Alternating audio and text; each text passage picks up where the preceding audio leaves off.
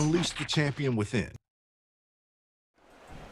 We're just over 20 miles away from the eastern coast of Florida. We're live out of Palm Bay for a Week 2 matchup between the Seminole Seminoles out of Sanford and the Heritage Panthers. It's only the second all-time meeting between the two schools. The Noles won by 3 scores against the Panthers in last year's season opener. And with that, we say hello. I'm Jared Oliver alongside Brian Kelly. Welcome to Friday Nights. Now, Seminole was hit hard with transfers this offseason. They lost their starting quarterback from a season ago, Michael Clayton II, who transferred to a school down in Miami. As for Heritage, seems like they hit the jackpot with the incoming transfer in Jordan Padala. Superb performance in Week 1 from him. Yes, absolutely. And he throwing 12 for 16, 200 yards, a couple touchdown passes as a senior.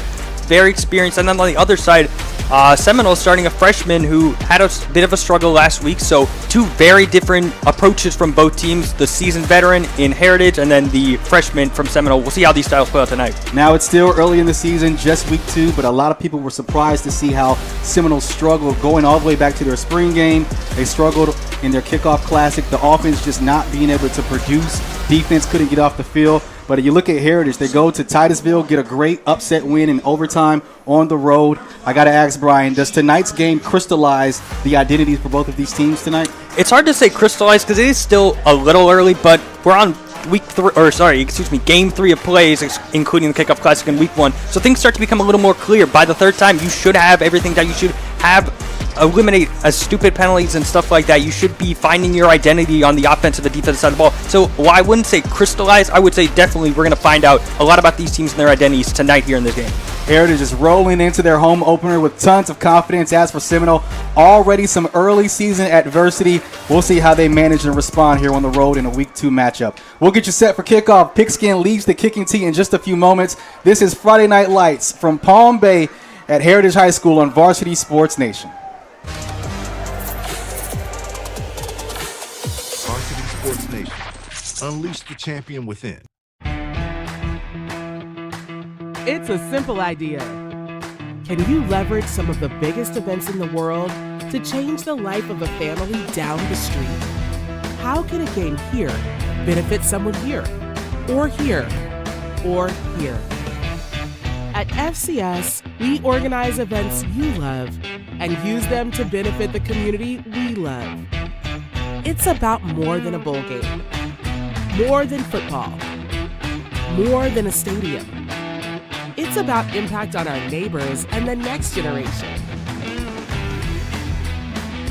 Our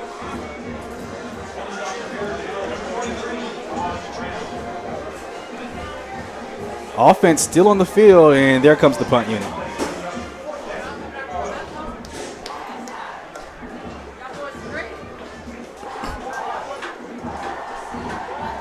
So not the start Seminole probably wanted on that opening drive, Absolutely. Brian. It didn't trying to run the ball, throw some screens, but Heritage was all over it. Give them credit, and I don't even think they made it back to the original line of scrimmage with that penalty. So not much more you could ask for if you're Heritage. So the electric Nate Owens, the deep man for Heritage, he's filled that at near midfield and gets quickly chopped down. So we'll see the Heritage offense come on the field for the first time, and they'll be led by their transfer quarterback in Jordan Padala. And what a great Week 1 performance he had against Titusville. Went on the road, upset the Terriers, and he is quite the special player. This is his 3rd school in 3 seasons, transferred from Rockledge after playing a year at Melbourne as well. 12 of 16, 215 passing yards, and 2 touchdowns last week against Titusville. Yeah, he showed it definitely his veteran leadership, his veteran understanding of the game in this last week. Hoping to transition this over to the next week.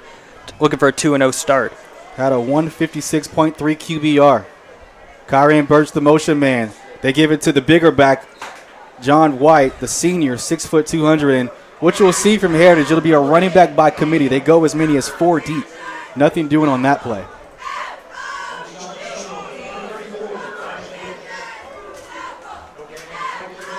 Heritage loves to get to the line of scrimmage and take their time by making adjustments. You'll see the offensive coordinator, Stephen Hughes, adjust the play calling, and here he goes. Observing the defense of Seminole. And Jordan Padala, we saw last week, he certainly attacked the secondary of Titusville a week ago.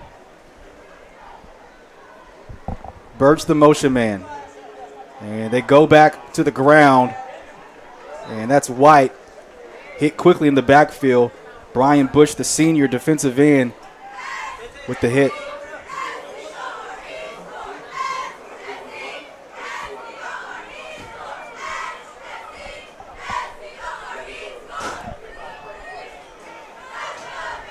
Four receiver set for the Panthers. John White, the running back. 3rd and 11 here.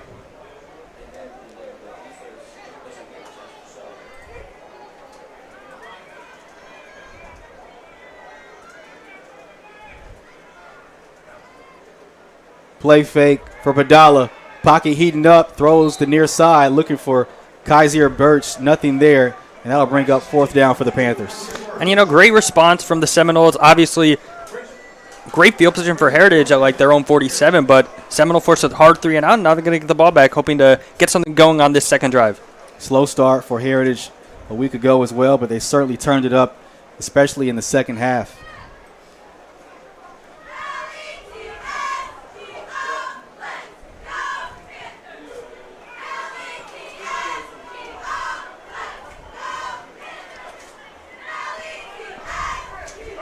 So Heritage will punt this away. High kick. And risky fielding of the punt right there. Does make the catch and go down. Almost looked like he was trying to gain some momentum, so if he caught it, he would just boost right through the defense. Yeah, that was Gerard Riggins on the punt right there, on the punt return. So Seminoles offense coming out for the second time in this quarter. 7:40 left to go. Both teams have had the ball. Seminole will have their second opportunity here.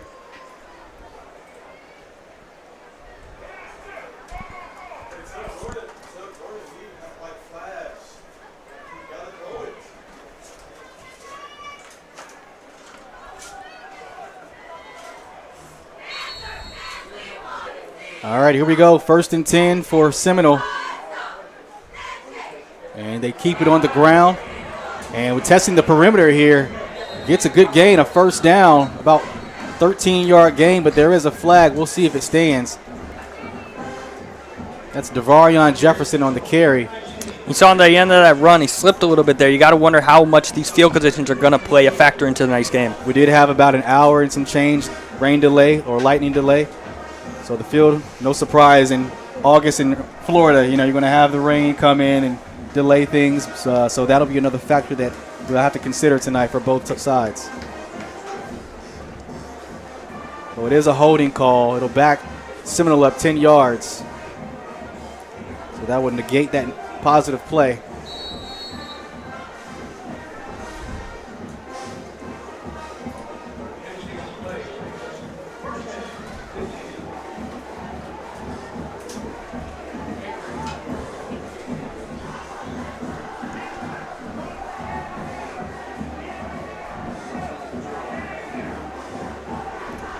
Second and check that. 1st and 20 for Seminole. 3 receiver set.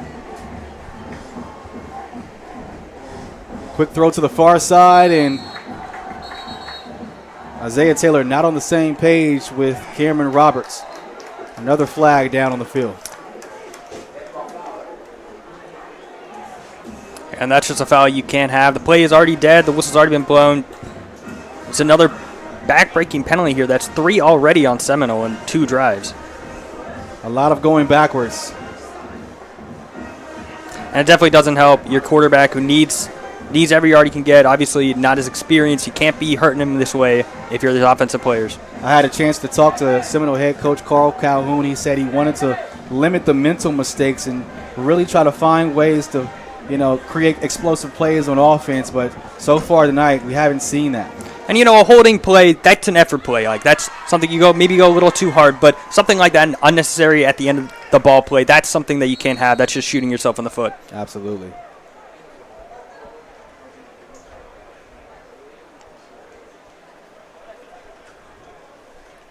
So we'll call it 2nd and 25 for Seminole at their own 15-yard line.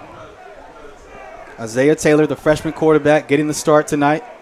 Jason Williams out with a concussion. Heritage brings pressure. Quick throw to the far side, and that's Anthony Gay the third. And, man, he is electric, and you see him now getting a whole lot of that negative yardage back, gets close to a first down, and that'll make it second and manageable. Yeah, it's going to take 2, 3, maybe 4 efforts to get this guy down. An electric playmaker and someone who's going to need to be at the top of his game tonight if he's going to help out Taylor to move this ball down the field. Last season, Anthony Gay the third, first on the team in catches, second in receiving yards, had a total of 50 catches, 5 touchdowns, and 3 on the ground. First and 10 for Seminole. Taylor with play fake, and the play blown dead. An early movement possibly again here for Seminole.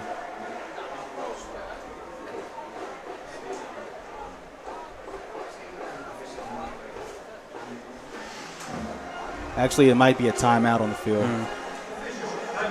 Official timeout. We'll take one as well. 6:29 left to go here in the first. Still scoreless. Seminole trying to put together a drive. You're watching Varsity Sports Nation from Heritage High School. It's a simple idea. Can you leverage some of the biggest events in the world to change the life of a family down the street? How can a game here benefit someone here, or here, or here? At FCS, we organize events you love and use them to benefit the community we love. It's about more than a bowl game, more than football, more than a stadium. It's about impact on our neighbors and the next generation. Our roots run deep. Welcome back to Heritage High School. 6:29 to go here in the first quarter. Seminole trying to put together a drive. 1st and 15, and they hand it off to Devarion Jefferson. Picks up, looks like 9 on the carry. And Seminole has been a team over the years under head coach Carl Calhoun. Run first. He's been here for 3 seasons, and they've had some great running backs to come through the Seminole program over the years. Last year, Kamani Robinson did a bulk of the low yet less last year. He's at Bethune-Cookman University as a freshman this year. Sprint right for the freshman quarterback. Looks near side, has a completion, and that's Jalen Chatelain for the catch. Seminoles moving the ball a lot more efficiently on this drive. Pass, run, pass. They're doing it all here, getting a little bit of everything going here, and now they're threatening here inside the Heritage 40. Here with 5 minutes to go. Head coach Carl Calhoun did mention Jalen Chatelain will play a lot of offense tonight just to try to create explosive plays. So far, he's been doing that.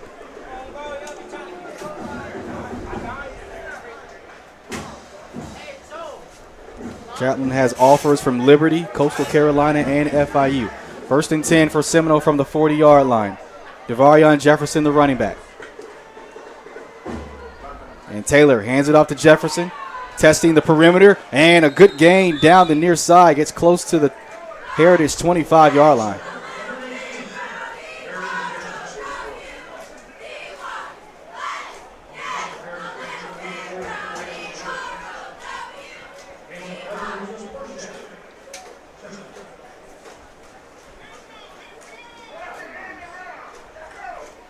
So a couple of penalties on this drive that set the Noles back, but they're trying to pay it off here, overcoming those penalties. It'll be 1st down and 10 from the 25-yard line for the Noles.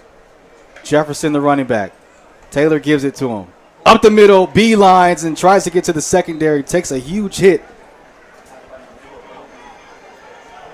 About a gain of 7 on the play. The running back's exploding for 6, 7, 8 yards on these chunk plays is really going to take the pressure off of Taylor, and it's really going to open up the offense a lot more like we've been seeing on this drive with run, pass, run, pass. Seminole going quickly. Back to Jefferson, making defenders miss as he gets to the 10-yard line, wrapped up and pulled down by Stevens.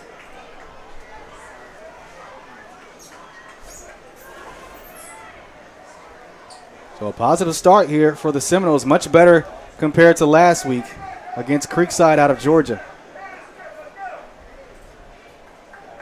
Fresh set of downs for the freshman quarterback. Taylor tosses it to Gay, making people miss, but not going to get away from everybody.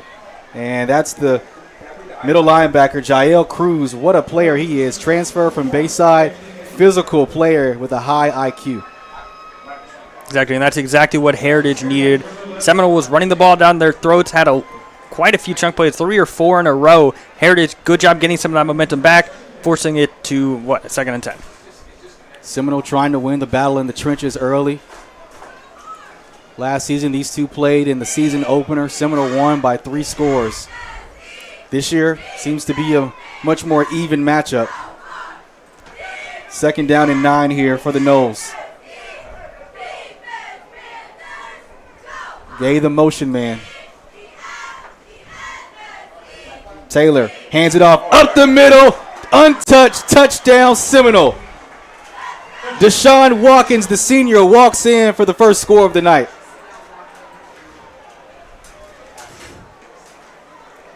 Yeah, and when you started that drive, we're facing a 2nd and 25. Didn't look good at all for Seminole, but it started with Gay, and then they've pounded the ball on that drive entirely. It looked like 2 separate drives, and now Seminole takes an early lead over Heritage. During that drive, they faced a 2nd down and 25, overcame that, drove down the field, really established the running game, and Seminole strikes first. First touchdown of the season for the Noles.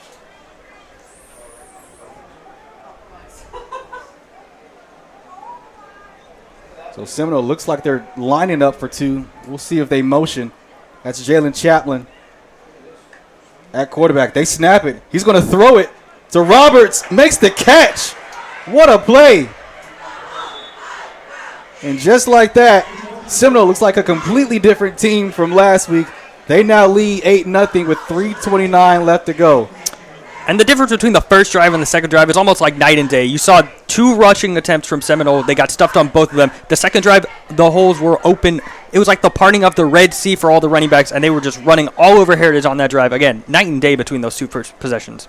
Yeah, definitely. I mean, you look at just how Seminole started the season, couldn't do anything offensively, and it was just tough. But a great drive by Seminole. Yeah, so far so good here. 3:29 left to go here. 8-0. Seminole takes the lead. First touchdown, first points of the season.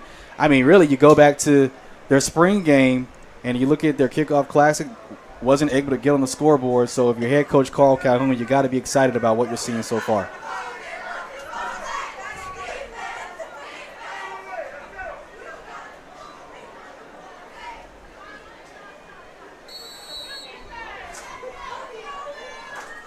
Seminole set to kick it away.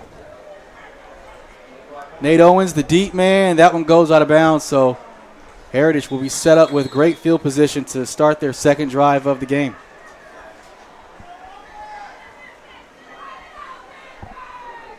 So if you're Heritage right here, how do you respond offensively? We know Seminole, 9 seniors, starters on that defense. What does Heritage need to do here at home to kind of bounce back? I kind of think you need to put the ball in Padilha's hands. You know, he's obviously their veteran leader, had a great game last week. Obviously, you said the running back by committee is something they're going to try and go with, but I really do think they need to get it started with the passing game.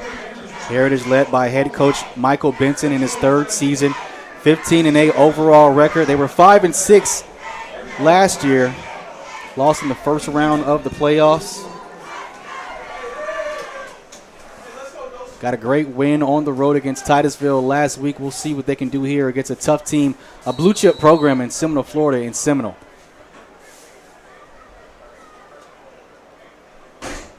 Nate Owens, the motion man, Padala in the gun. They give it, now they check it down, looking for, and he's got space. Drayvon Lee. No, that's Nate Owens. And he's a guy who knows how to get busy. Explosive player, 5'10", 155.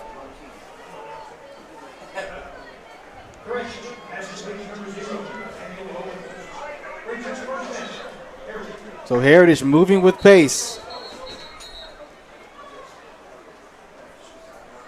And it looks like we have an official timeout. They're going to give the officials to move the sticks here.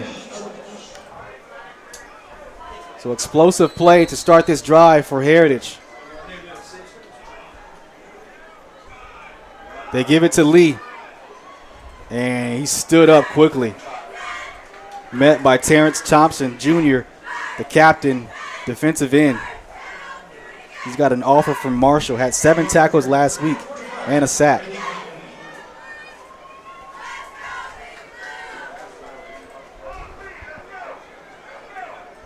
Second down and 8 for Heritage from the 36.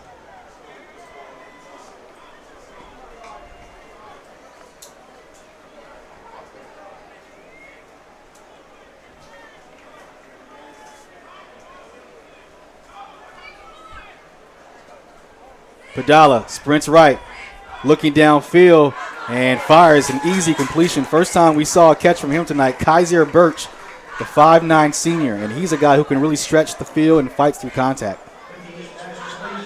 Yeah, going back to gaps, Seminole had the gaps in the running game, but now Heritage is seeing some more gaps in the passing game, whether it was that screen or that pass that we just saw from Padala. He's picking apart this defense and now has them marching deep in Seminole territory.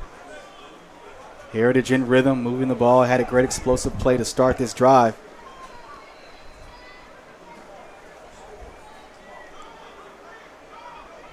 Three receivers set for the Eagles. Drayvon Lee, the running back. Lee trying to get to the outside, met quickly by that front 7. That's going to be the big man, King Melly, and there is nothing small about his game. 6 foot, 305.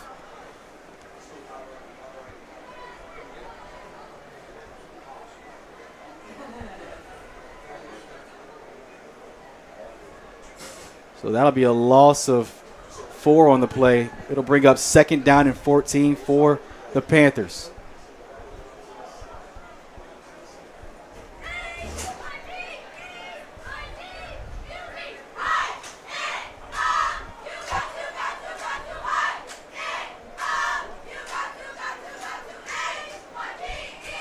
Padala stands tall, throws near side. Looking for a Kaiser Birch. Home crowd's looking for a flag. They don't get it. Can't say they're wrong either. It looked like a little bit of contact hindering it from catching that ball. It's like a 50-50 ball. But regardless, it'll be third down. Big third down for Heritage here. Looked like Kamoy Stevenson on the coverage. Had an interception last week against Creekside. Third and long for Heritage from the 29.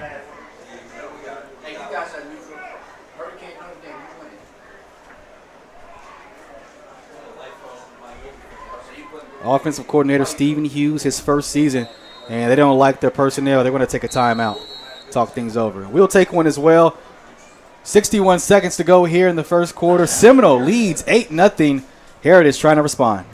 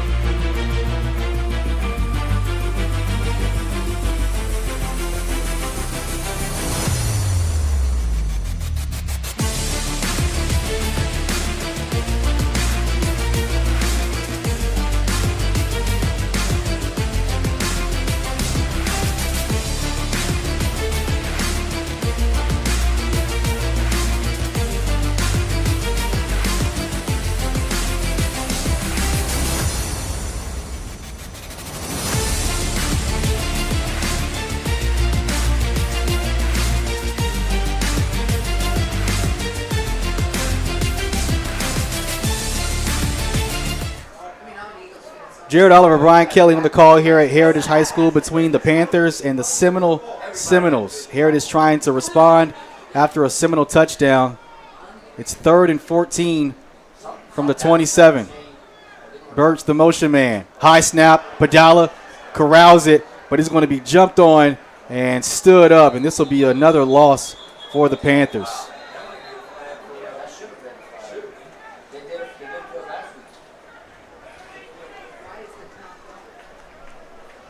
So a miscue there on the snap, and it'll make it 3rd and long now for Heritage. And Brian, what do they do here? Do they try to pick up the first down, or do they play it safe by keeping it on the ground? Honestly, I think it's still early. You might play it. Actually, I would say no. Probably you don't keep it safe playing on the ground. They haven't found a lot of room to run on the ground. Give credit to Seminole for stuffing all the gaps. But honestly, I think you try and get a little screen pass going here. Try to get some of that back. Maybe set up a shorter field goal. last week, Heritage did take their shots down the field. Padala had 2 touchdowns, over 70-plus yards. Haven't seen that shot yet here in the first half.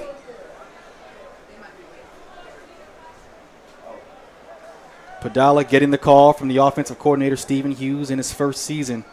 Head coach Michael Benson loves what he brings offensively, but that'll be the end of one. 8-0, Seminole leads. Heritage facing a 3rd and a mile. We'll see what they do on the other side as we get set for the second. You're watching Varsity Sports Nation, Friday Night Lights from Heritage High School. Varsity Sports Nation. Unleash the champion within.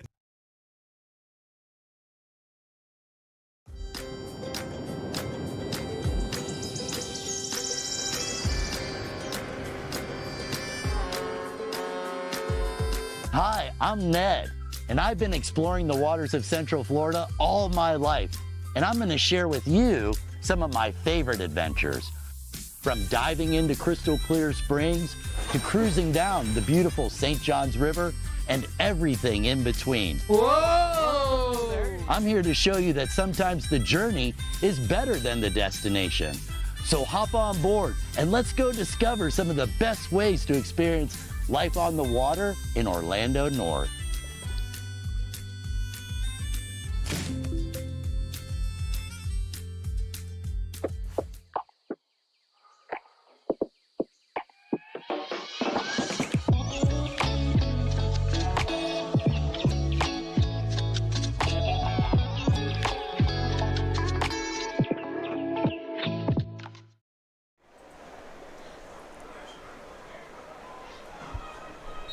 Welcome back to Heritage High School. Panthers trying to draw something up here and a stoppage of play. Not sure why.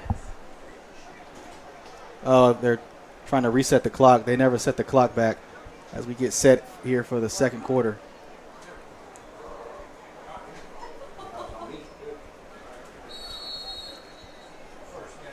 All right, here we go.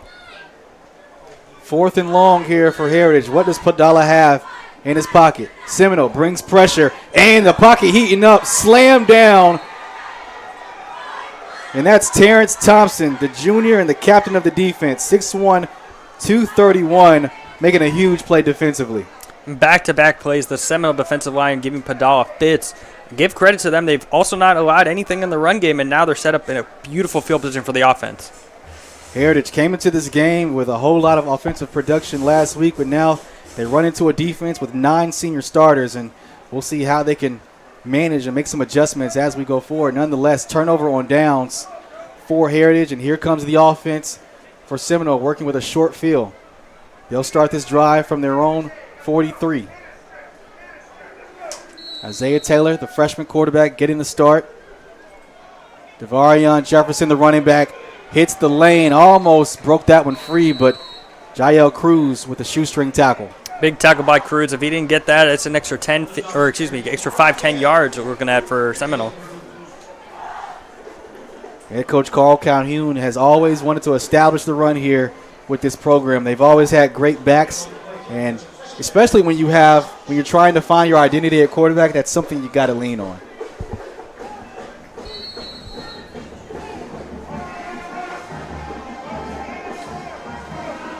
I think that's the first time we've heard the band tonight. 2nd down and 6 for Seminole from their own 46.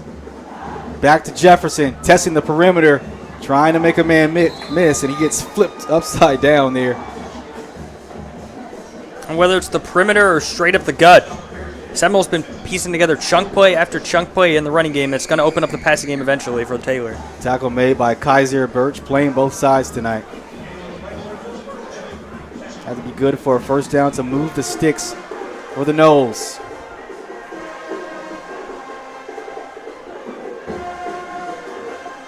Four receiver set. This time, Kamari Freeman checks in for the game. First time we've seen him tonight at running back. And they give it to him. He'll get what he can. And then he'll be rejected, brought down by Deshaun Barnes, the senior. Barnes left the game last week banged up with an injury. against Titusville, but did return.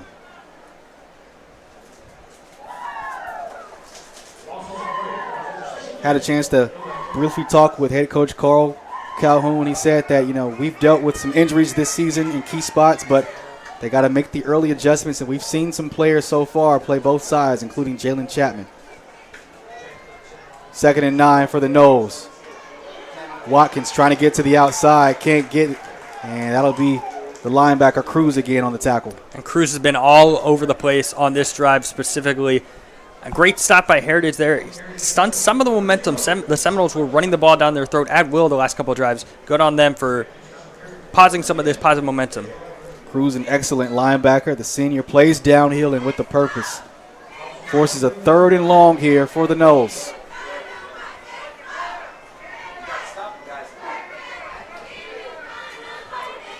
It's a passing situation for Seminole where they put the ball in the freshman's hands.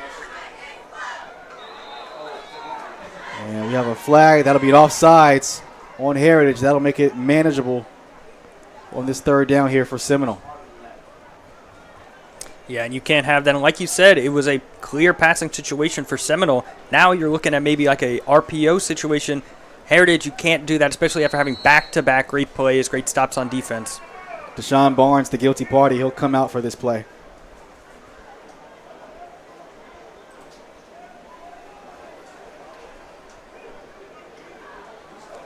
So it'll be 3rd and 6 for Seminole from the 43. Kamari Freeman, the running back. 4 receiver set. They'll throw it. Taylor, far side, connects, and that'll be close to a 1st down. Thought I saw a flag. I don't know. Maybe it was just a towel. I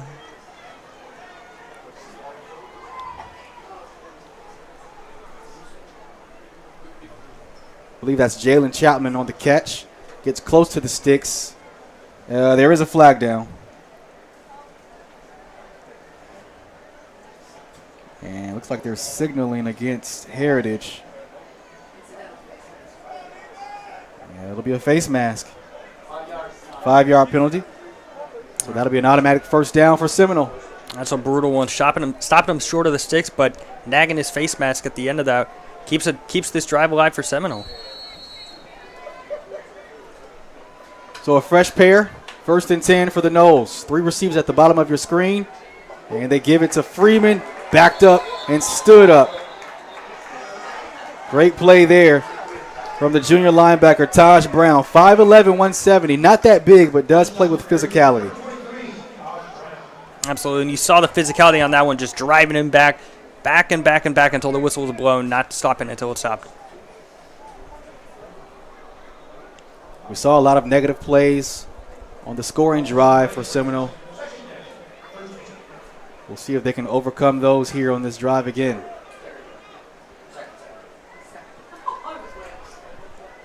Second down and 12 for Seminole from the 43. Taylor looking to throw. Pressure in his face.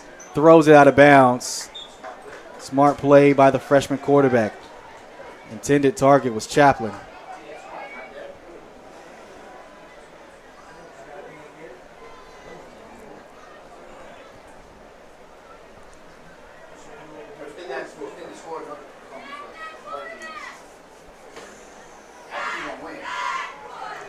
Much better start to this game for Seminole. I mean, had a chance to talk to Coach Calhoun, said the standard of this program has created a gift and a curse, but they embrace it all, and they're working to keep pushing and moving to the right direction. They've had 10 straight winning seasons. So a bunch set to the bottom of your screen. On 3rd and long, Taylor rolling left, throwing to the sideline, wide open man, and Cameron Roberts can't make the catch. Had 2 catches last week, and that one falls to the ground. That's a beautiful play. They got to the soft spot of the defense, got the look they wanted, just a little bit low, couldn't come down with it. Unfortunate because Seminole, a great play design rolling out to his left.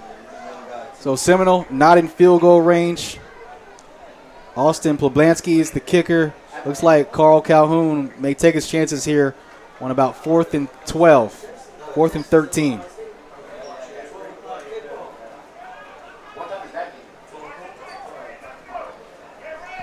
Let's see what the Noles have here. Dialed up on 4th and 13.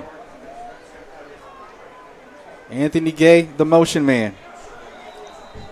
And a whistle blown. And it's going to be offsides on Heritage. Another mental area there for the Panthers. Another one you just can't have. Again, 4th and long turns into 4th and medium now, so it's a bit more manageable for Seminole.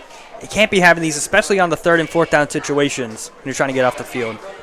Went into this game with a great upset win in overtime against Titusville. They're replacing 20-plus seniors for the 2nd straight offseason. Taylor cuts it far side, and that's caught for a first down.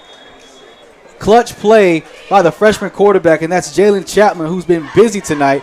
And Carl Calhoun said he would have a big night, and so far he's delivered.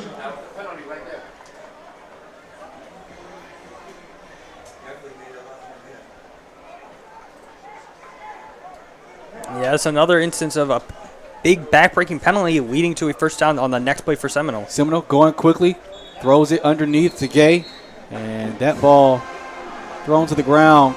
Gay couldn't get under it. I think it's ruled an incompletion.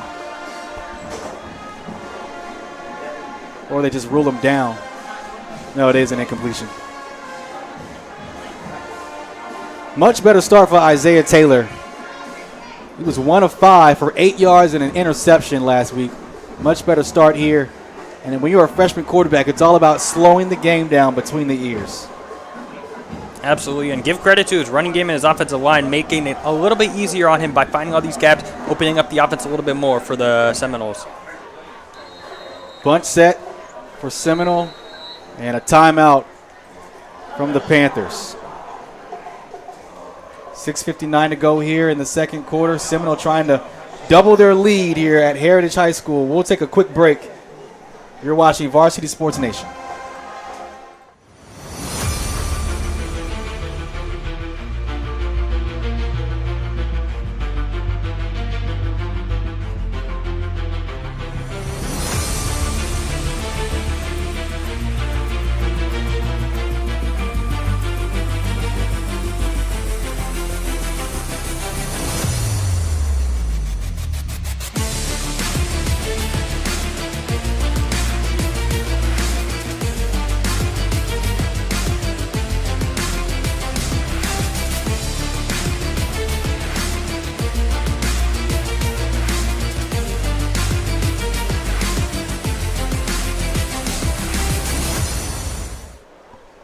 .6:59 to go in this first half. Seminole driving down the field. It's a 2nd down and 10 from the 24.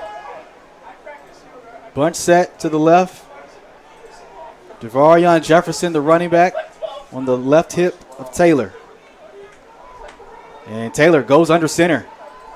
They hand it off to Jefferson, testing the perimeter, trying to get to the near far side. And quick tackle made by Taj Brown.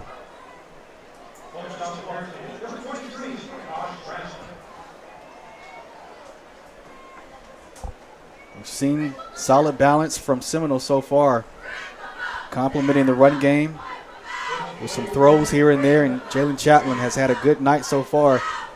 Usually plays defense, but tonight he's going to have to carry the load offensively and defensively for Seminole.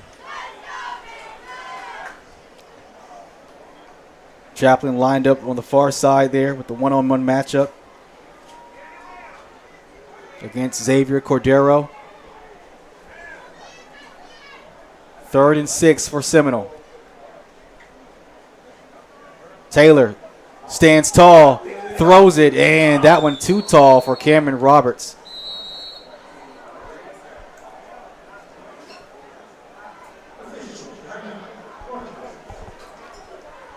So another timeout on the field. I think Heritage maybe took that one. So far, Seminole looks good.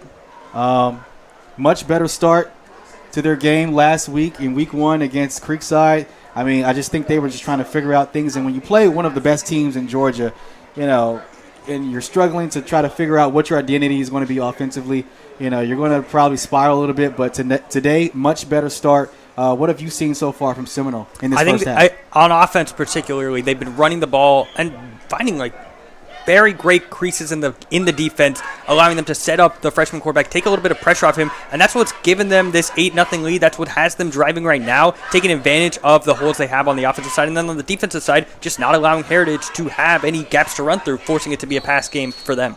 Isaiah Taylor, the freshman quarterback who got the start, the senior Jason Williams out tonight with the concussion, and talked to head coach Carl Calhoun. He said that he was going to get the start, and they've certainly strategized well today to make him as successful as possible. Absolutely. You got to tip your cap to Seminole. Their strategy has been working perfect to a T so far. All right, so 4th down, and there's a flag before the play even gets started.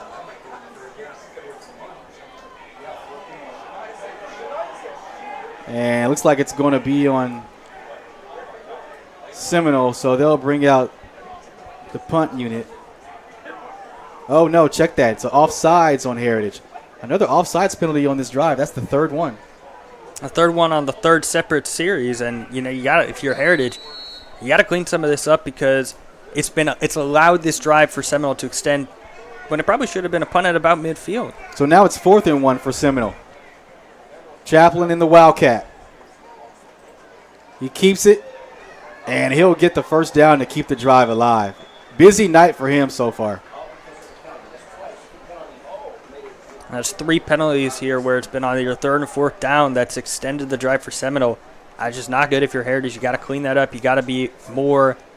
It's got to be more mentally focused in the game because now Seminole's threatening to score another touchdown here. And if you're the defensive coordinator for Heritage, Mark Ansley, you've got to be so frustrated.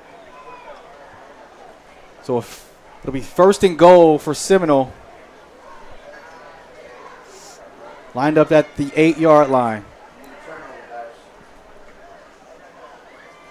Taylor throws end zone, and that one too tall for Jalen Chapman. Tried another 50-50 ball like they did on that 2-point conversion. Fortunately for them, this time Heritage was all over that one. And the transfer from Jones High School, Xavier Cordero on the coverage.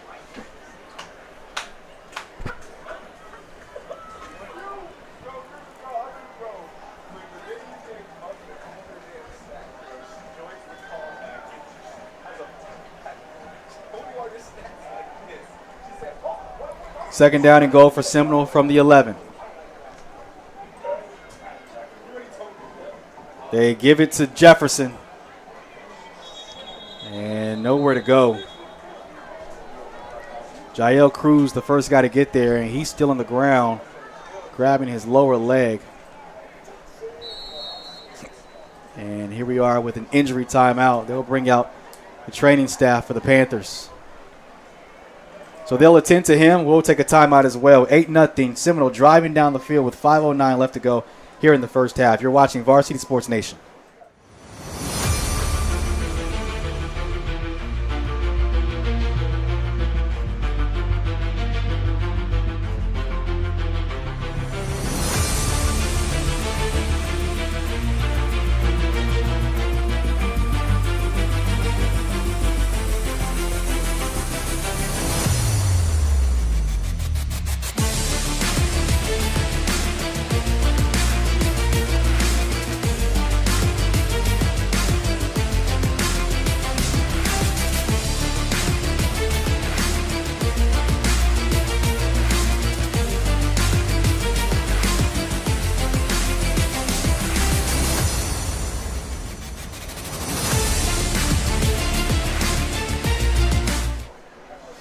Welcome back to Heritage High School. Seminole trying to double their lead. They face a 3rd and goal here from the 9-yard line, trying to punch it in for a touchdown. Devarion Jefferson, the running back, motions out. Taylor throws it to him. He's got space, trying to get past Birch. He does, and gets inside the power line for a touchdown. How about Seminole rolling here in the first half? And again, with the running game working so well, it opens up those little screen passes, the short dump-offs for Taylor. And again, Heritage, those penalties really came back to bite them as now, instead of forcing a punt, looking at a 2-possession deficit with 5 to go in the half. How about the freshman quarterback, Isaiah Taylor, managing the offense? Last week, he was 1 of 5 for 8 yards and a touch interception. Much better start, but there is a flag down on the field Let's see what this is. It is after the play.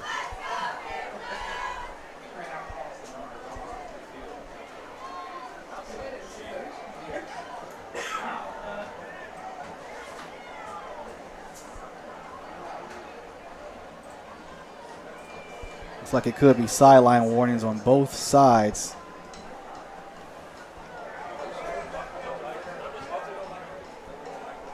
What a drive. That was a long drive that Seminole put together, and they paid it off. Second touchdown of the season for Seminole. Absolutely, and outside of that first drive, they've looked like a very well-oiled machine on offense, to be honest with you. So it looks like the Noles will line up to go for two again. Jalen Chaplin, for now, lined up at quarterback. We haven't seen the kicker, Austin Poblansky, so far.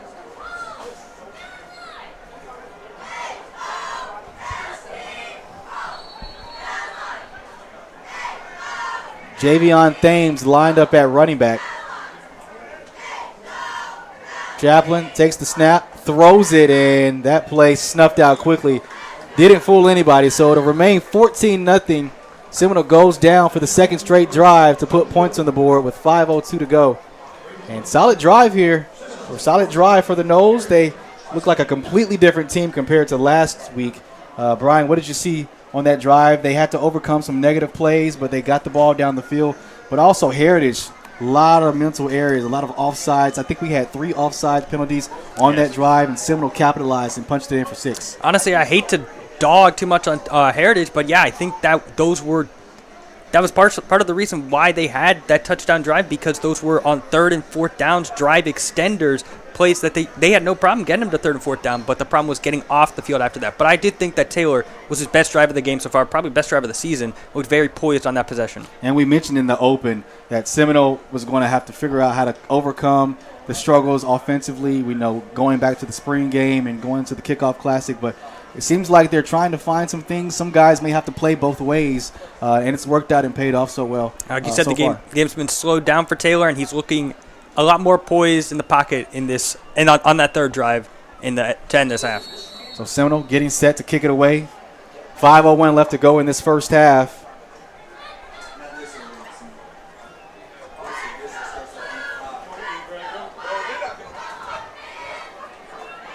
Nate Owens and Devin Green back for the return.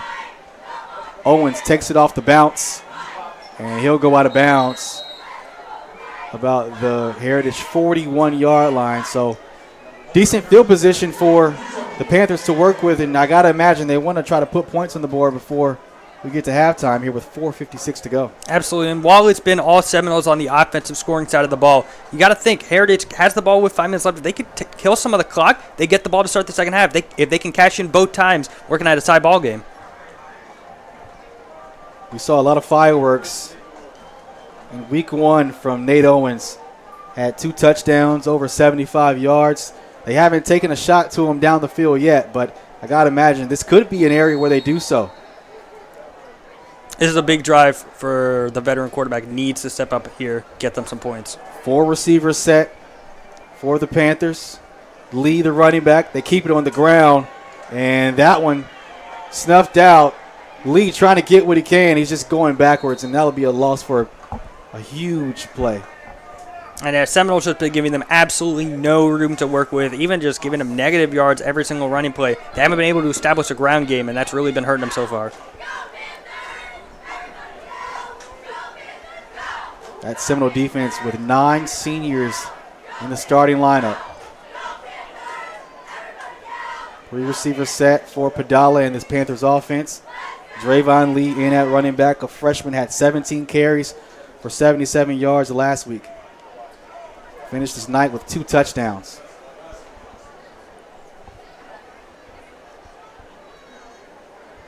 We'll call it 2nd down and 20 for Heritage. Birch the motion man. Padala with the play fake.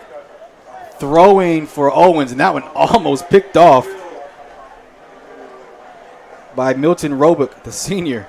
He had a step on that one, but couldn't get there. Dangerous read by Padala, and then he had the momentum going the other way. If he had that, he would grass in front of him looking to make that 21-0. So good, lucky play by Heritage on that one. Third down and forever for Heritage. They need to get to midfield for a first down.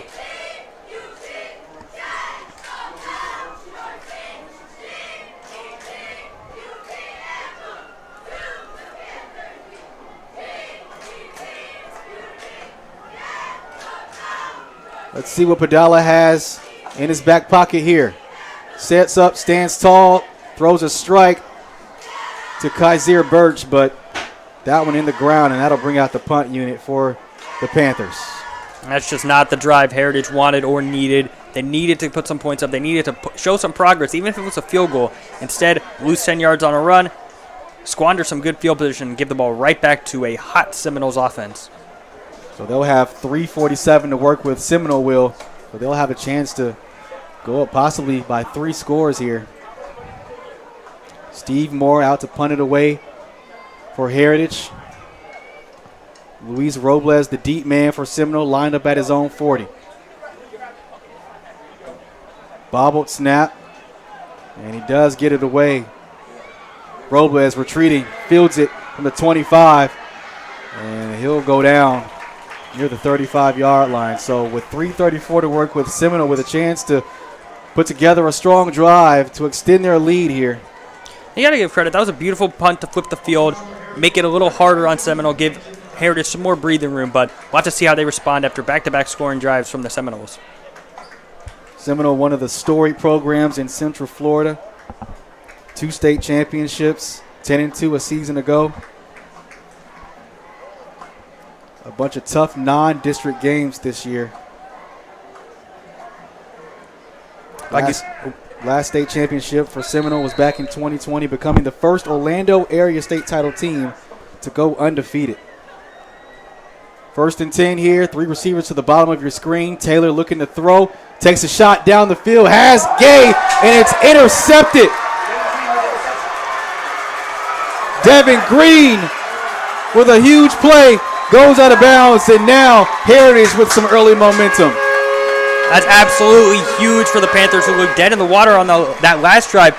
Big-time interception, hopefully turning the tide to this game. But as for Taylor, I thought that was a beautiful pass. It looked just a little bit underthrown, but it could tell he was a lot more comfortable on that play. But unfortunately, a turnover on Heritage with great field position here. So could that be the spark that Heritage needs? They got a short field, great interception by Devin Green to put the offense back in business.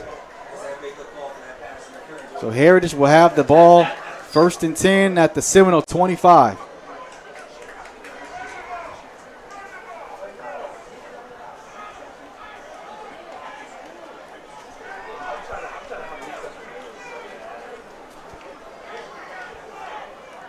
So the Panthers come out with the 4-receiver set. Drayvon Lee, the running back, on the left hip of Fadala.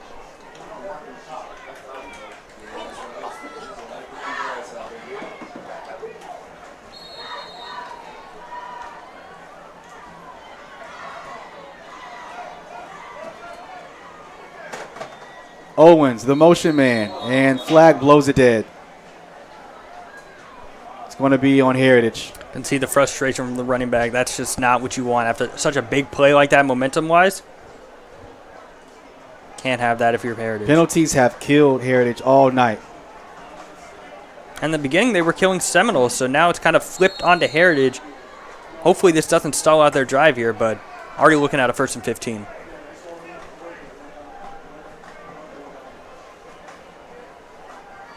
Offensive coordinator Stephen Hughes gives Padala the call. Drayvon Lee on the right hip of Padala.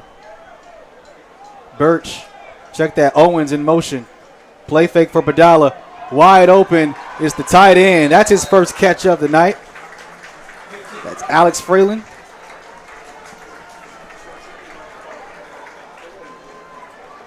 Yeah, Heritage has a chance now once again to double dip, as they say, the end of the first half and beginning of the second half. That's the last thing you really wanted if you're Seminole, giving them that chance again. So that'll make it 2nd down and 8 now for Heritage at the Seminole 23-yard line. Trips to the top of your screen. They hand it to Lee. Up the middle. Gets past the first wave, but not the second. Gain of about 3.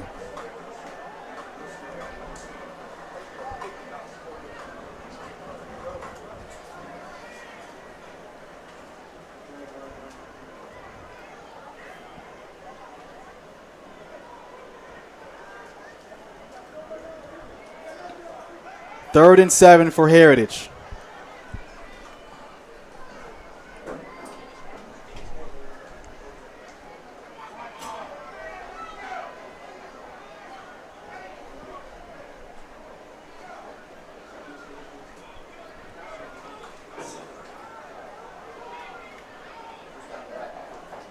High snap. They give it to Lee, but that play just not timed right, and Seminole makes them pay. Great pursuit there by the junior defensive tackle Mason Wills. Had 3 tackles last week.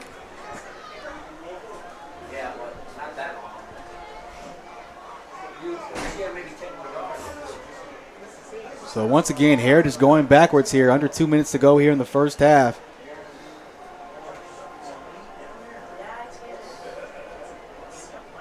We haven't seen Heritage take any shots down the field, but that gives credit to the experienced Seminole defense. 4th and 9 for Heritage. Padala, pocket heats up, throws far side, and that one short into the ground. And that'll be a turnover on down. So now Seminole gets the ball back with a minute 32 to go here before halftime. That's unfortunate. A little low. Had the route they wanted, but fortunately, a drive stalls out for Heritage that was looking pretty good on the interception. And conversely, on the flip side, even though he threw the interception, I liked the confidence from Taylor on the very first play to go for a bit of more of a deep shot compared to what he'd been doing in the game. But now gets to run the 2-minute offense, hoping to go up 3 scores. Speaking of the 2-minute offense, Isaiah Taylor has played well tonight, hasn't made any throws that were off schedule. We'll see how head coach Carl Calhoun of Seminole manages this situation. I'm sure he wants to get points, but doesn't want to give the ball back to Heritage again after the interception.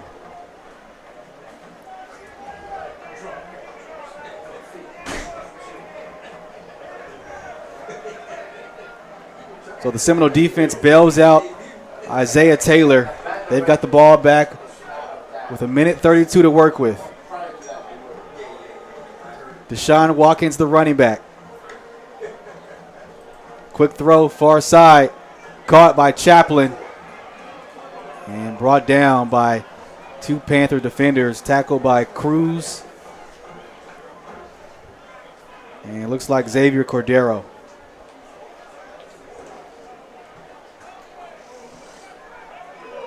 Seminole get into the line of scrimmage quickly. 2nd and 5. Another quick throw. That one popped up in the air. And fortunate that one wasn't picked off. Yeah, that one was a little dangerous. Could have been another bad play for Seminole. Closest man to that one was John White, who's the running back for Heritage, playing defense tonight as well.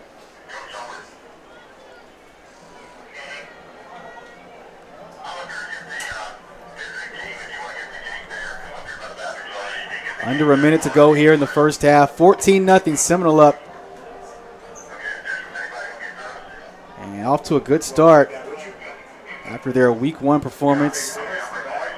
A loss to Creekside, 32-0. Once again, early movement from that defensive line for Heritage. Another offsides penalty, and that'll be close to a first down. We'll see where they spot the football.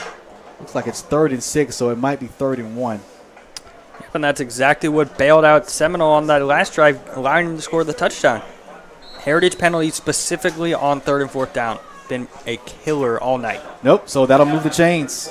Fresh set of downs for the Seminoles.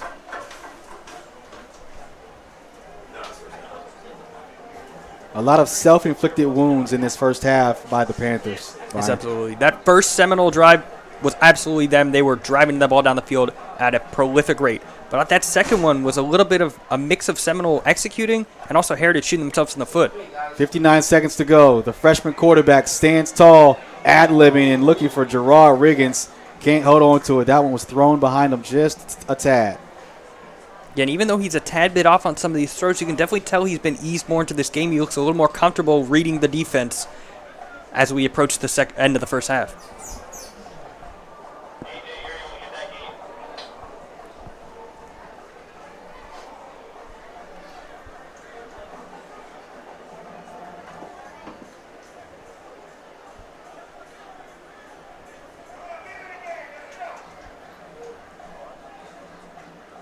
2nd and 10 for Seminole from their own 41. Taylor, quick throw underneath to Jefferson, and that one sniffed out quickly. Good play made by the linebacker, Jael Cruz again. So a timeout going to be called to stop the clock, 44 seconds to go. Timeout's going to be by Seminole.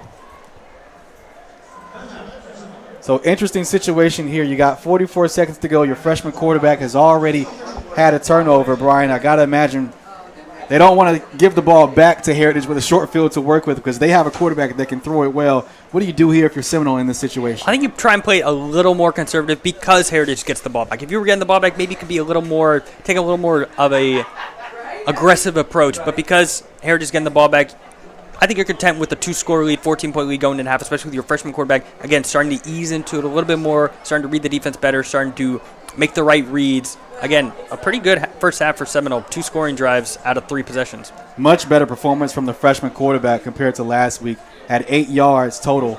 We'll see what they do here on a 3rd and long. 3 receivers to the bottom of your screen for the Noles. Taylor.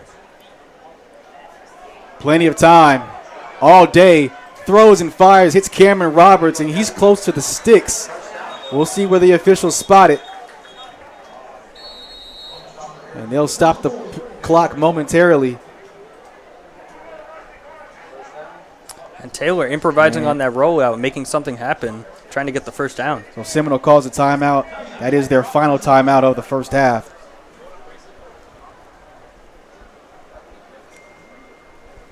So I think Heritage, the defense, trying to keep everything in front of them, right, Brian?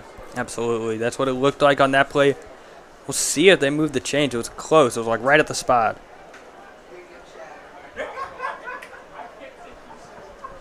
We knew coming into this game, like last year, Seminole won this game 33-14. It wasn't even close.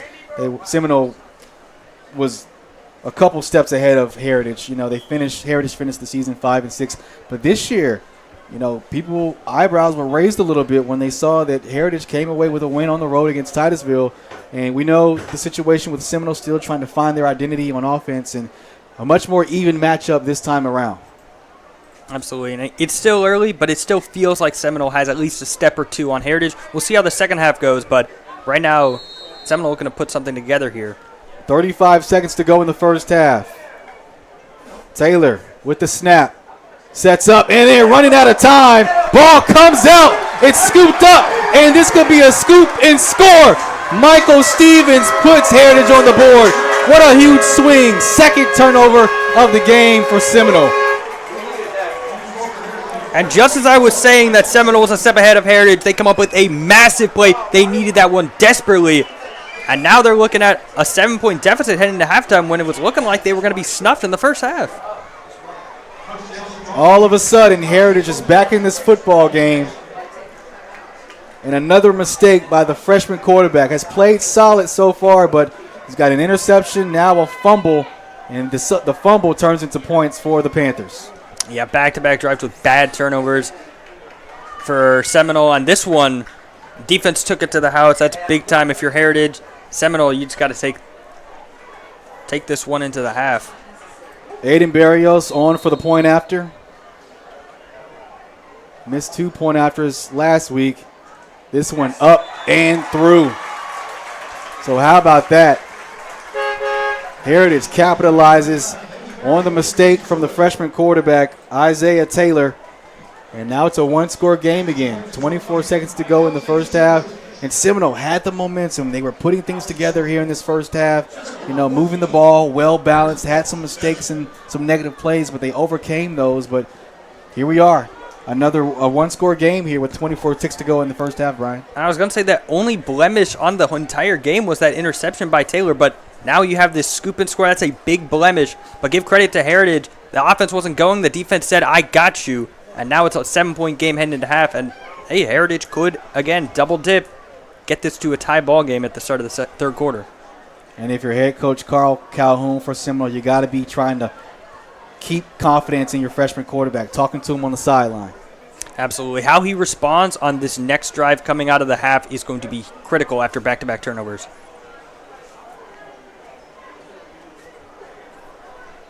So Luis Robles back to return this for Seminole. Standing at the 10-yard line.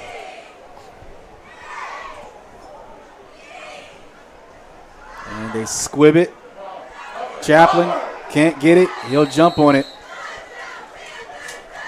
And so with 22 seconds to go, we'll see what Seminole decides to do here. They may just take a knee and take it to the locker room after the 2 turnovers on back-to-back drives. Yeah, you got to imagine that's the game plan, especially with only 20 seconds left. Want to just get this to the half with a lead here.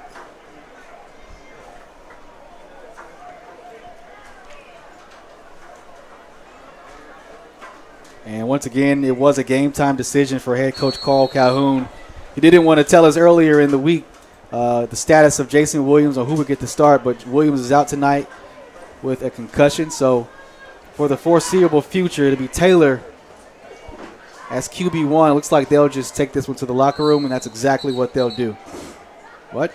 The officials blow the whistle, and not sure what it is.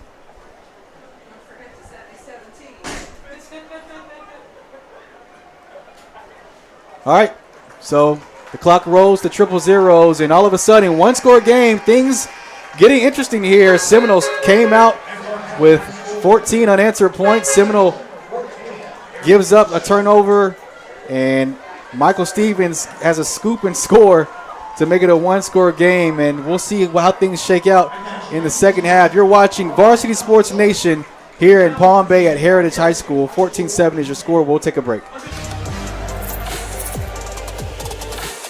Varsity Sports Nation. Unleash the champion within. It's a simple idea. Can you leverage some of the biggest events in the world to change the life of a family down the street? How can a game here benefit someone here, or here, or here? At FCS, we organize events you love and use them to benefit the community we love. It's about more than a bowl game, more than football, more than a stadium. It's about impact on our neighbors and the next generation. Our roots run deep, and now we're branching out. Here, you're part of a story unlike any in the country about what we can do when we work together to go for the win. Bolder, brighter, stronger, together. Let's go win.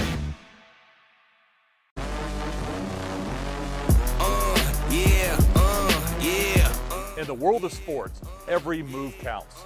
Every decision shapes your future. At Influencer Council, we understand the importance of making the right choices and having wise counsel.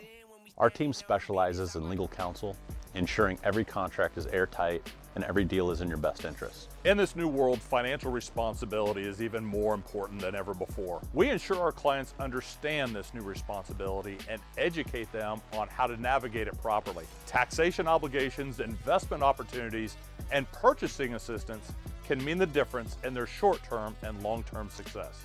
Our branding specialists work tirelessly to build and elevate your personal brand, making sure you stand out on and off the field. Join Influencer Council and maximize your opportunities. Legal, financial, branding, legacy. Your future starts here.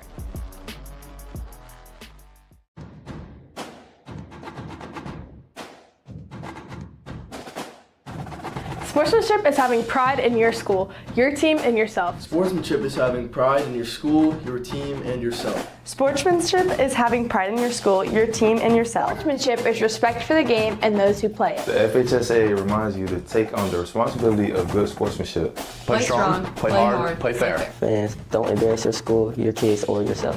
It's just a game. Now be a great fan. Be a great fan today.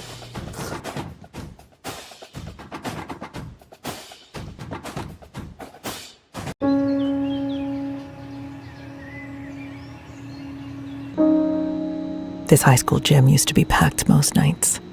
Not anymore. Do you know why?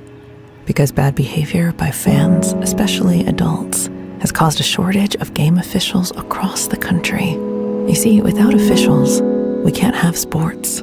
Don't let this become reality. It's time for a change. Let's bench bad behavior for good.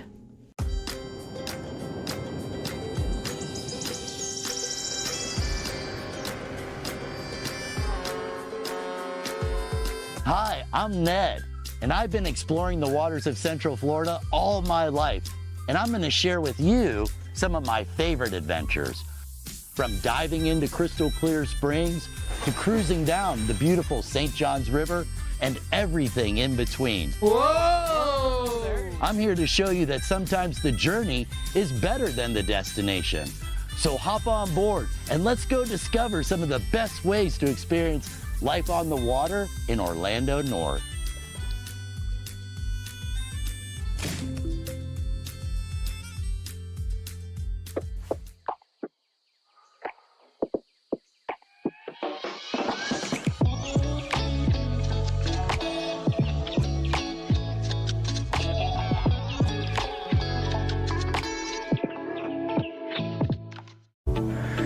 Hey everyone, Scott Jamieson here, the Associate Executive Director for Athletic Services at the Florida High School Athletic Association. Wanted to take a couple seconds today to remind everyone how important it is that we are paying attention to the heat out there. I don't have to tell you guys how hot it is, you're the ones that are out there. Please make sure you are following the state laws.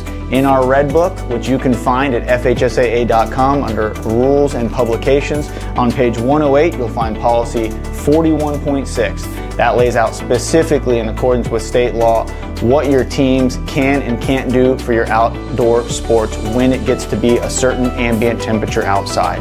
That temperature is taken by a wet bulb globe thermometer or another type of device that measures the ambient temperature. That includes the wind direction, the angle of the sun, the humidity, the shade, takes all of those things into account and then gives you a temperature. And again, if it falls on this chart over a certain temperature reading, then there are certain things that you have to do. Also wanted to remind everyone how important health and safety of our student athletes is. Of course, that is the #1 priority for all of our schools and us here at the FHSAA. You also have to have a cold tub submersion tank of some sort out at every single outdoor activity, game, and practice. And again, I'd like to reiterate, it is all outdoor sports, including swimming. We have had some questions about that. Yes, swimming. If your pool is outdoors, which I believe most of our pools in the state are, if it's an indoor pool, different situation. But as an outdoor pool, it would fall under these same state laws in FHSAA policy 41.6. Again, get that wet bulb globe thermometer. If you don't have one, you got to have some way of measuring that ambient temperature in accordance with state law to make sure that the environment is safe for student athletes. The hours between about 11 a.m. and 7 p.m. are when the heat is at its highest. And so those are times to typically try to avoid when practicing or playing contests right now during this extreme heat. Thank you everyone. Please stay safe out there.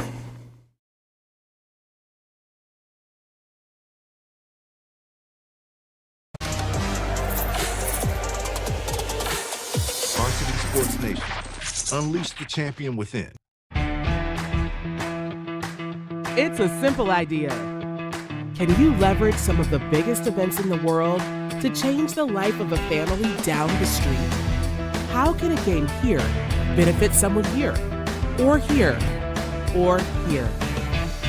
At FCS, we organize events you love and use them to benefit the community we love. It's about more than a bowl game, more than football, more than a stadium. It's about impact on our neighbors and the next generation. Our roots run deep, and now we're branching out.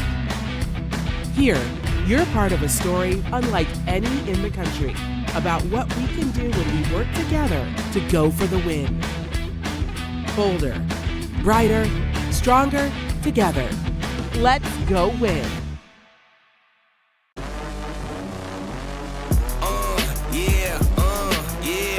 In the world of sports, every move counts. Every decision shapes your future. At Influencer Council, we understand the importance of making the right choices and having wise counsel.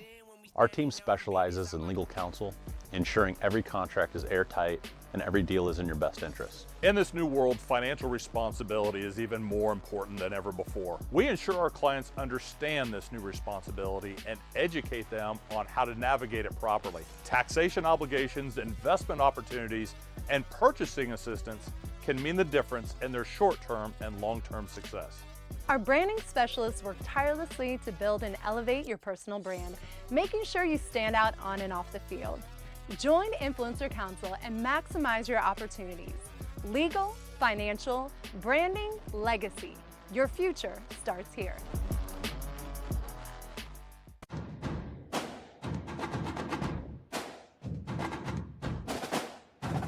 Sportsmanship is having pride in your school, your team, and yourself. Sportsmanship is having pride in your school, your team, and yourself. Sportsmanship is having pride in your school, your team, and yourself. Sportsmanship is respect for the game and those who play it. The FHSAA reminds you to take on the responsibility of good sportsmanship. Play strong, play hard, play fair. Fans, don't embarrass your school, your kids, or yourself. It's just a game. Now be a great fan. Be a great fan.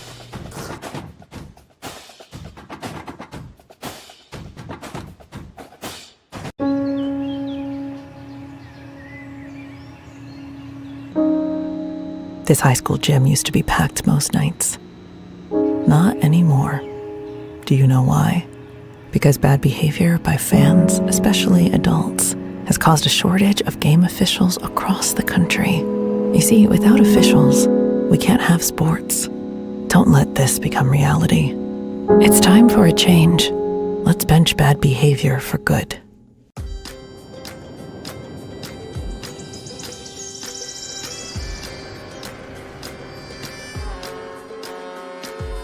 Hi, I'm Ned, and I've been exploring the waters of Central Florida all my life, and I'm going to share with you some of my favorite adventures.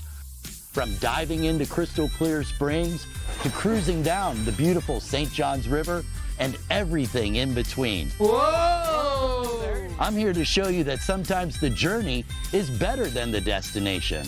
So hop on board and let's go discover some of the best ways to experience life on the water in Orlando North.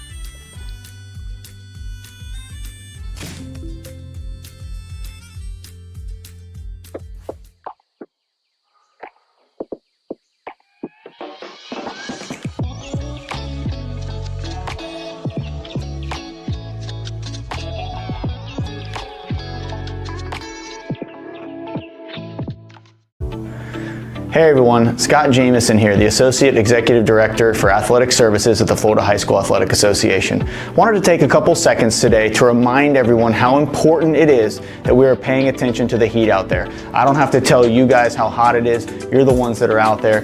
Please make sure you are following the state laws.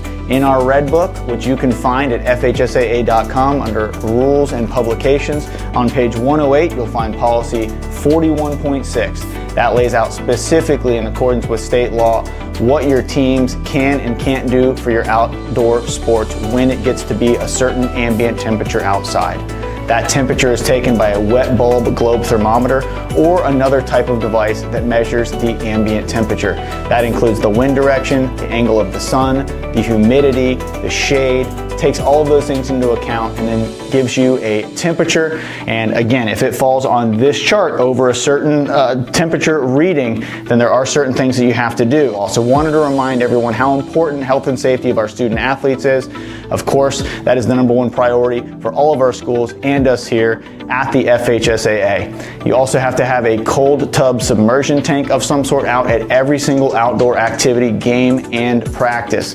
And again, I'd like to reiterate, it is all outdoor sports, including swimming. We have had some questions about that. Yes, swimming. If your pool is outdoors, which I believe most of our pools in the state are, if it's an indoor pool, different situation. But as an outdoor pool, it would fall under these same state laws in FHSAA policy 41.6. Again, get that wet bulb globe thermometer. If you don't have one, you got to have some way of measuring that ambient temperature in accordance with state law to make sure that the environment is safe for student athletes. The hours between about 11 a.m. and 7 p.m. are when the heat is at its highest. And so those are times to typically try to avoid when practicing or playing contests right now during this extreme heat. Thank you, everyone. Please stay safe out there.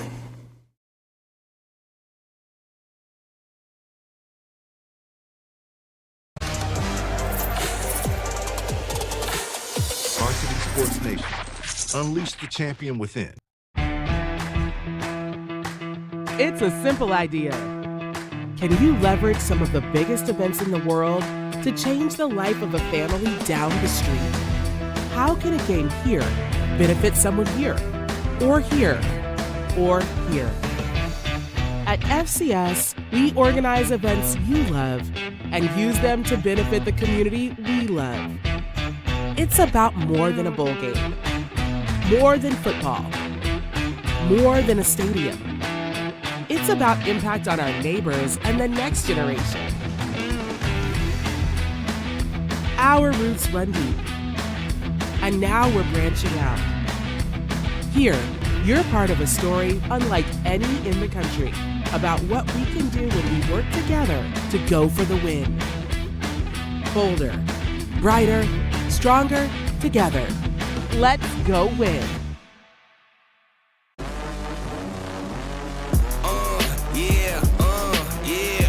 In the world of sports, every move counts. Every decision shapes your future. At Influencer Council, we understand the importance of making the right choices and having wise counsel. Our team specializes in legal counsel, ensuring every contract is airtight and every deal is in your best interest. In this new world, financial responsibility is even more important than ever before. We ensure our clients understand this new responsibility and educate them on how to navigate it properly. Taxation obligations, investment opportunities, and purchasing assistance can mean the difference in their short-term and long-term success. Our branding specialists work tirelessly to build and elevate your personal brand, making sure you stand out on and off the field. Join Influencer Council and maximize your opportunities. Legal, financial, branding, legacy. Your future starts here.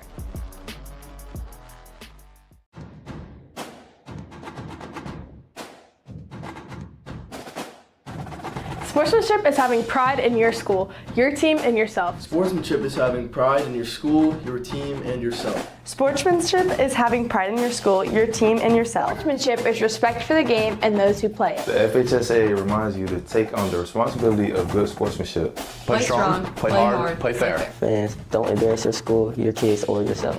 It's just a game. Now be a great fan. Be a great fan today.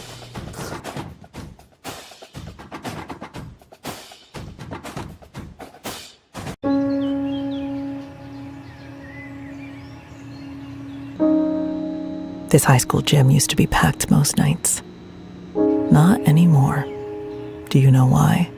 Because bad behavior by fans, especially adults, has caused a shortage of game officials across the country. You see, without officials, we can't have sports.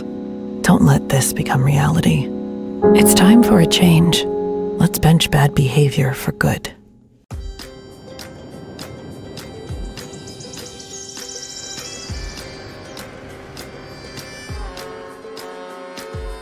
Hi, I'm Ned, and I've been exploring the waters of Central Florida all my life, and I'm going to share with you some of my favorite adventures. From diving into crystal clear springs to cruising down the beautiful St. Johns River and everything in between. Whoa! I'm here to show you that sometimes the journey is better than the destination.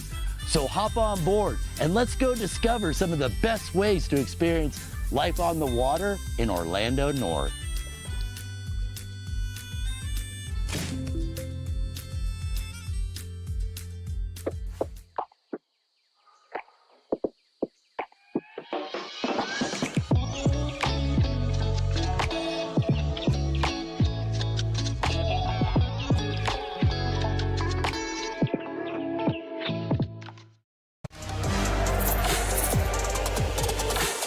Varsity Sports Nation.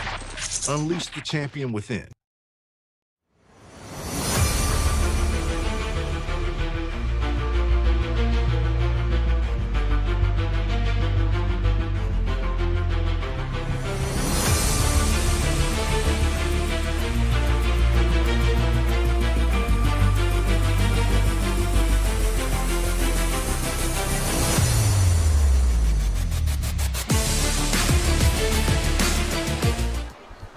Welcome back to Heritage High School. The score is 14-7. Heritage goes down the field off of a fumble recovery. Michael Stevens goes in for a scoop and score to make it 14-7.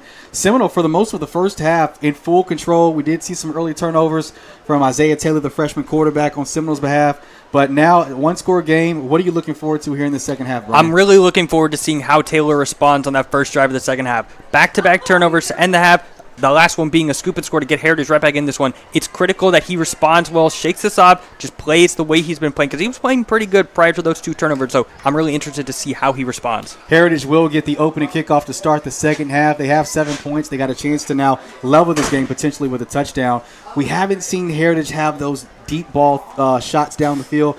Got to give credit to Seminole. 9 senior starters. What have you seen defensively from Seminole? I've just seen nothing available for Heritage, if that makes sense. They've just had nothing to work on the ground game. They've been snuffing out passes from Padala, and again, like you said, that veteran leadership on that defense has really been showing tonight. They haven't been getting anything going on the offense.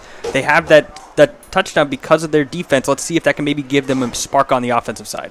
And we are just a couple moments away here from kickoff. We'll take one more quick break here. Heritage trailing 14-7. They have the ball coming their way soon to start the second half here at their home opener. You're watching Varsity Sports Nation.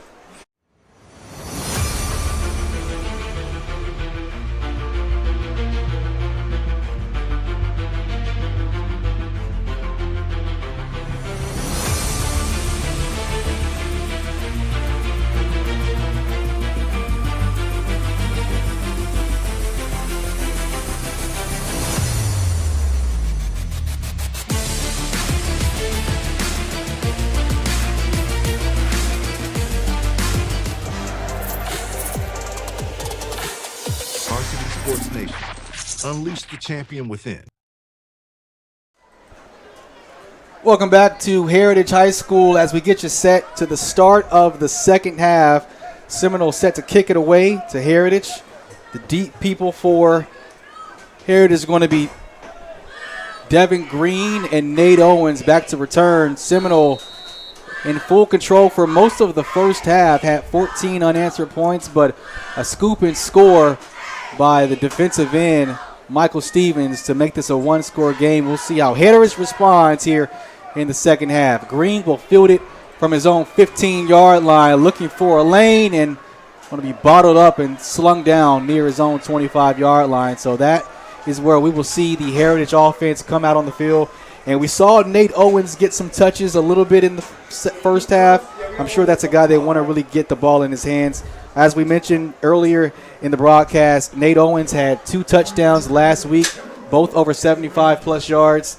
And I'm sure Padala is going to be looking for him in the second half. Ryan. Absolutely. As he's trying to get to this offense going. They've stalled out on a couple of drives. Credit to the Seminole defense, but they really need a big drive here to go back-to-back after that scoop and score. So here comes Jordan Padala in the Heritage offense. John White will be the running back to kick things off in the backfield. 6 foot, 200-pound senior. And they give it to him with the play blown dead. We had a lot of penalties in the first half. And it looks like this one will once again be on Heritage. Early movement. We saw in the first half, Heritage had a handful of offside penalties. We saw 3 on one drive, which resulted into a touchdown for Seminole. I'm sure that's something that head coach Michael Benson wants to clean up here in the second half. Absolutely. And now that it's a 7-point game, you go back those 3rd and 4th down penalties on that drive. If you take those away, we're looking at a tie ball game, but instead they face a deficit here. All right, so Heritage on a 1st and 15 to start the second half on the opening drive. John White, the running back. Padala pitches it to White and going to be tripped up. Shoestring tackle by Rasheem Turner. First time we've called his name tonight. That's the captain in the middle of that defense for Seminole, the 3-star Arkansas State commit. We got a flag at the end of that one.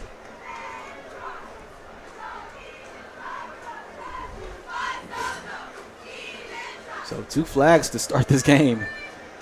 It's kind of been the story here so far, at least for one side. And if this one's on Heritage, I mean, you can't really think of a worse way to start the half other than a turnover. Back-to-back penalties would be back-breaking for this team. So a personal foul on Seminole. That'll be an automatic first down. And so instead, Heritage catches a break, move the ball down a little bit, try to see if they can get something going. Yeah, we saw Seminole get a bunch of breaks in the first half. Now Heritage is finally getting one to start this second half.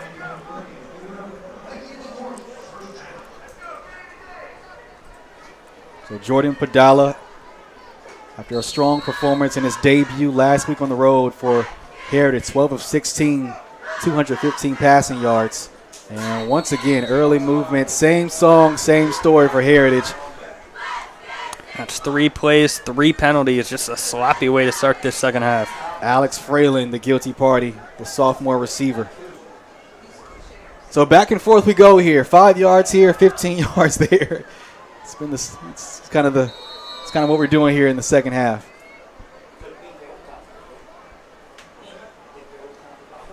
All right, so let's see if we can go live here. 1st and 15 for Jordan Padala and the Heritage offense. Play fake, Padala with time, throwing for the slant, looking for Nate Owens, and couldn't bring that one in. On trail, Armstrong on the coverage for Seminole. It's a little bit behind his receiver, but great coverage from Armstrong breaking that one up. 2nd and 15. Not a lot of shots down the field today for Heritage. We saw a bunch last week against Titusville. Says a lot about this Seminoles defense.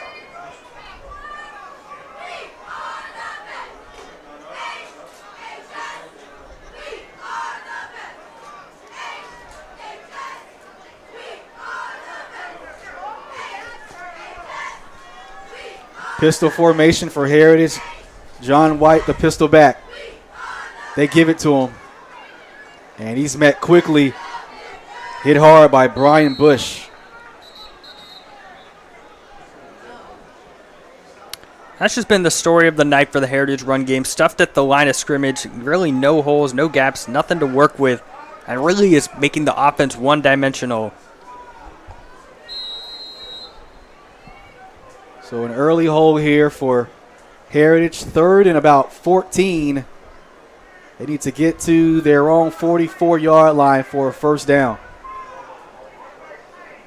Drayvon Lee checks back in at running back.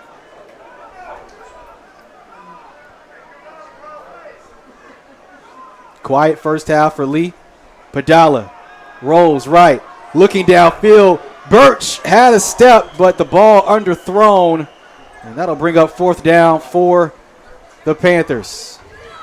That's just unfortunate. A little bit of a miscue from Padala. Had a great game last week, but just not really been on the same page as his receivers today. They needed that one. Unfortunately, they're giving it right back to the Seminoles. Punt unit out for Heritage. And Kaiser Birch upset with that one. Birch is saying, throw the ball downfield. He had a step on his defender, absolutely.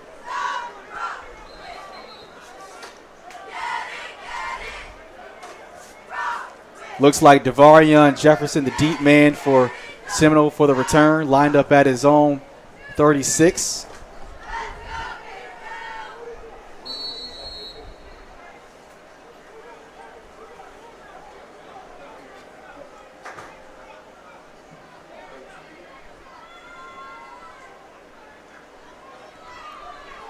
High punt, not a lot of juice on it as far as distance. Takes a bounce near the 41, and that will take a little bit of a Heritage bounce. And a late flag comes out.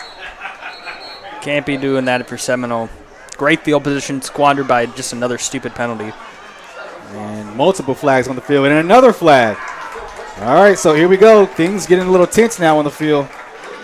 I mean, if you're Seminole, you've been having the better game out of the on both offense and defense. Stupid penalties like this is a great way to give Heritage leeway right back into this game. So we'll see what the penalties are. We certainly had a personal foul.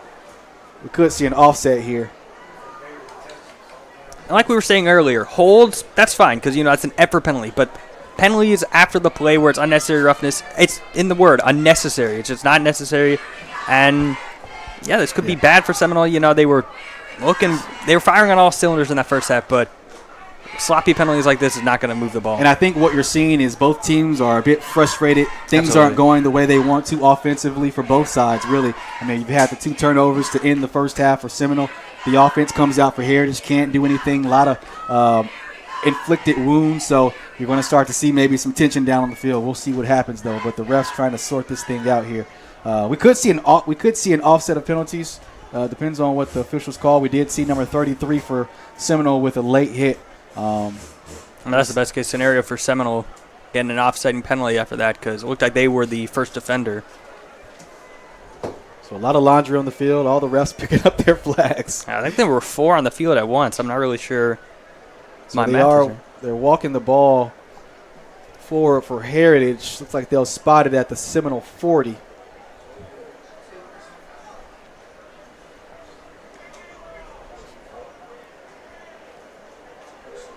Wow, so all the penalties, personal fouls on Seminole. That'll be a first down for Heritage. That's just killer. I mean, sorry, for Seminole. Because the ball's rolled down at about your own 40, 39, and now you're looking. So that was 3 personal fouls? Yeah. Now you're looking inside your own 10. 2 personal fouls and a holding call. All on Seminole. So they'll start this drive. First down and 10 at their own, we'll call it the 8-yard line. And yeah, the punt landed on their own 38 or 39, so that's just crazy disadvantage here that Seminole starts with.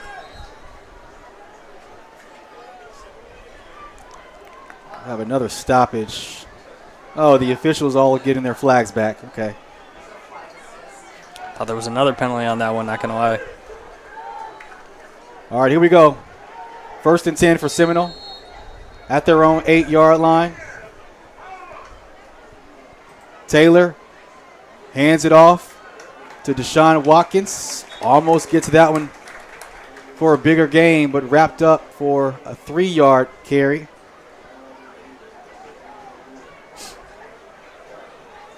Big time tackle from Heritage, making sure he doesn't get into the second layer of the defense on that run. Under 10 minutes to go here in the third quarter. Seminole with a 1-score lead. Isaiah Taylor with an interception and a lost fumble in the first half. The goal for him is just to try to steer the ship here. Takes the snap, fires far side. It's caught and close to a first down. And that's Anthony Gay the third.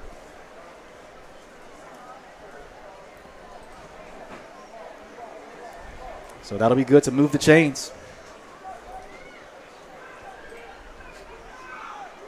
We'll see how Seminole responds. Already good with the first down, but if you're Heritage, you have to capitalize on this poor field position. Seminoles line up quickly.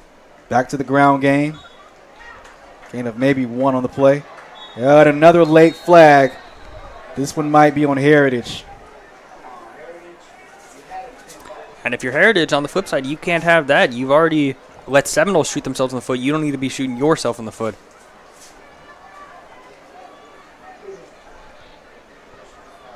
It's going to be a personal foul on the safety, Devin Green. A lot of personal fouls committed tonight.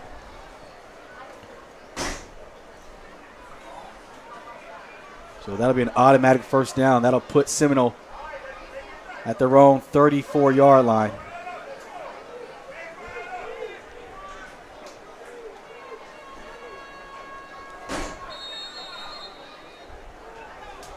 Unbalanced formation here for Seminole. And they give it to Anthony Gay on the sweep, trying to get to the edge, but met quickly. Ball comes out, and it looks like Heritage may have it. And they do. Second forced fumble for this defense in the game. And what a play for the Panthers. And he looked like he was trying to get to the outside. It looked like he slipped on the field a little again. Those rainy conditions caused him to lose the ball. And now Heritage, their defense, doing it again. Setting their offense up to go to work here, try to get their first scoring drive of the game. Was a face mask on Seminole, but the penalties declined. So Heritage will have the ball first and 10 at the Seminole 35-yard line.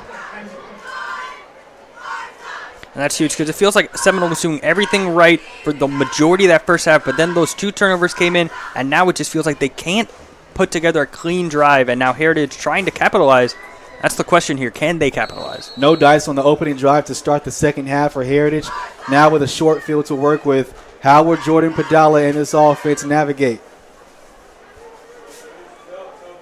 All right, Drayvon Lee, the running back, had 17 carries last week for 77 yards. It's been a quiet night for him. High snap. Lee gets it. Tries to hit the gap. And met by that defensive line for Seminole. Maybe a gain of half a yard.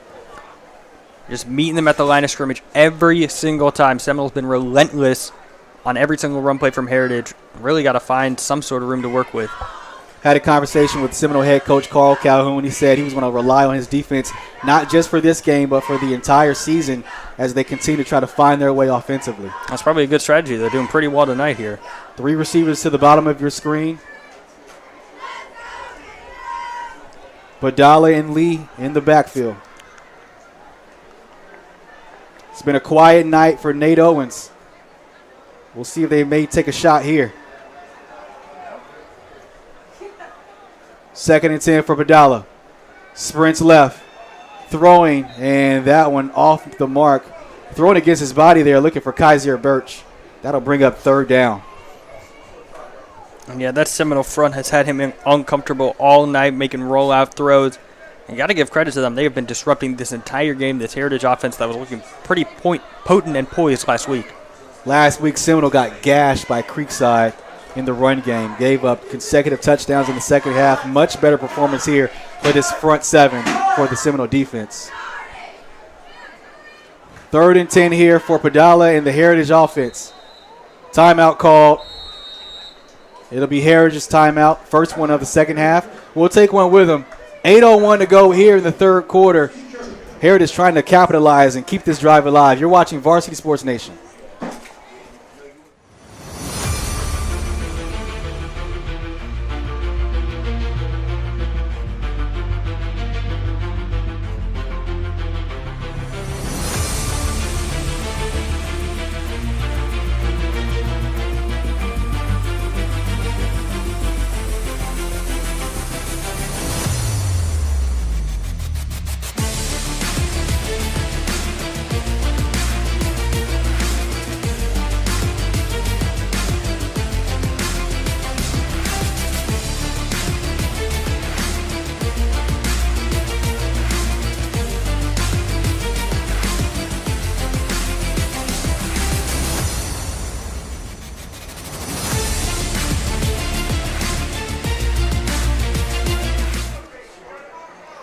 Welcome back to Heritage High School. The Panthers trying to extend this drive, facing a 3rd and 10 here from the Seminole 35. Drayvon Lee, the running back. Padala has plenty of time. Loads up downfield for Owens and can't make the grab, but there is a flag. Robert Hampton on the coverage, maybe the guilty party. I feel like regardless of the penalty, that was the best throw from Padala all night. Just went through the hands of his receiver, but it looks like this drive will be extended for Heritage here, and that's big time if you're the shot we've seen down the field. On the flip side, that's killer if you're Seminole. Your defense working with the short field, looking to hold them to 3 and out again, but instead 15 yards down the field, and again, Heritage gets another chance. So that'll move the chains, and that'll put Heritage in the red zone.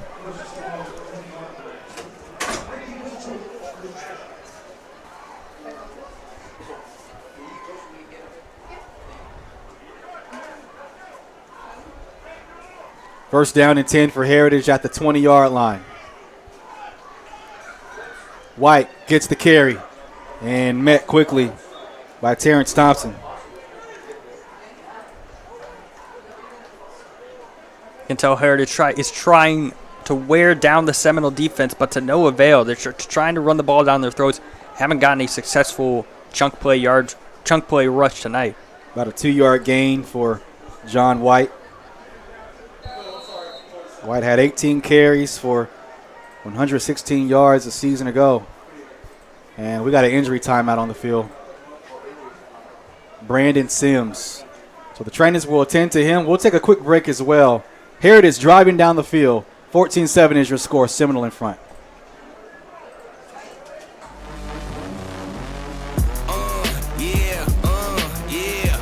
In the world of sports, every move counts. Every decision shapes your future. At Influencer Council, we understand the importance of making the right choices and having wise counsel.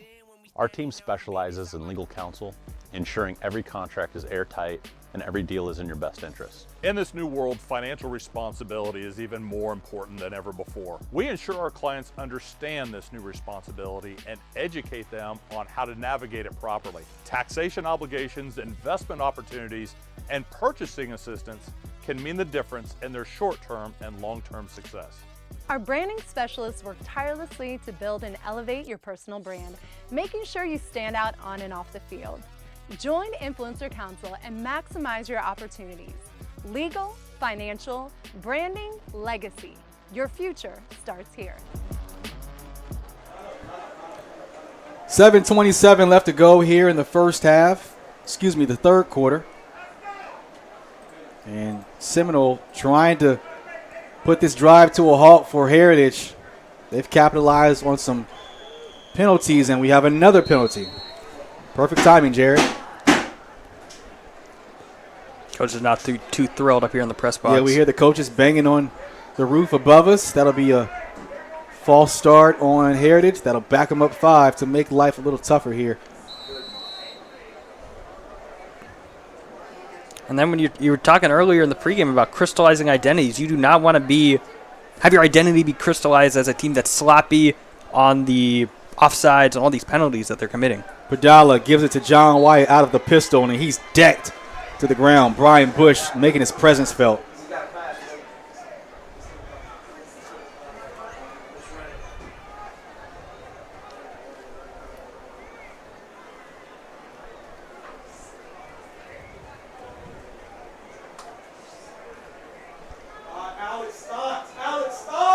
Third and 14 for Heritage. Frailing the motion man.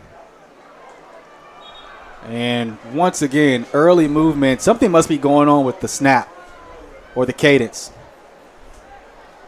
Gotta be. They just don't look like they're on the same page, especially on this drive. I don't know if they're trying to draw Seminole off sides and the communication in the huddle.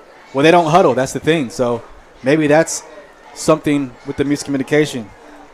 Either way, they're just not on the same page right now. False start called on Savion Bishop. He comes to the sideline.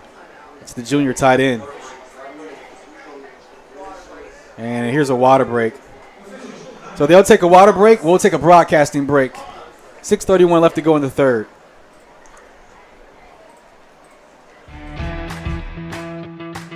It's a simple idea. Can you leverage some of the biggest events in the world to change the life of a family down the street? How can a game here benefit someone here, or here, or here? At FCS, we organize events you love and use them to benefit the community we love. It's about more than a bowl game, more than football, more than a stadium. It's about impact on our neighbors and the next generation. Our roots run deep, and now we're branching out. Here, you're part of a story unlike any in the country about what we can do when we work together to go for the win. Bolder, brighter. 3rd and 18 for Heritage. Early movement again. We've had 4 penalties and I think about a minute of time off the play clock. And I mean, it's one thing if you're not able to get the offense going because Seminole's just been playing great on defense. That's not a problem. The problem is when you're self-inflicting the wounds. You have great field position here. You're trying to score a touchdown, trying to tie this game up midway through the third, and you're just keep pushing yourself farther and farther back, eventually out of field goal range. Now it's 3rd and forever. Padala checks it down to White. He'll get what he can. Goes out of bounds near the 30. I don't know what's going. I don't know if it's the cadence or just the offensive line or the receivers not listening to the play call, but it's strange. I mean, something's up, and we're seeing it on both ends of the field, whether it's the defensive side, just jumping off sides and all that stuff, face max penalties, or like you said, the cadence on the offense. It's really been killing Heritage tonight. So Heritage's offense stays on the field. They're not in field goal range. So they'll try to get a chunk here. John White, the running back, Fralin in motion. They try to go for the reverse. Padala heaves it. Not enough air. And it's incomplete. Brody Gustad tried to make the catch. First time we've said his name tonight. No, check that. That's Kaiser Birch. So that'll be a turnover on downs, and Seminole will take over. I mean, that's a little fancy trick play, but like you said, got knocked out of field goal range because of those penalties, and Heritage squanders another great short field, another great opportunity. Seminole holds on to the lead. And what Seminole wants to do, they want to sit on the ball and bleed clock, and that's, I imagine, what they'll try to do here. Yeah, because while game time, they've only been off the field for like about 3 minutes. We've had a lot of Savages. They haven't been on the field in a while, trying to hopefully get back into that flow that they were on earlier in that game. So here comes the freshman quarterback, Isaiah Taylor, Devarion Jefferson, and Kamari Freeman, the running backs in the backfield.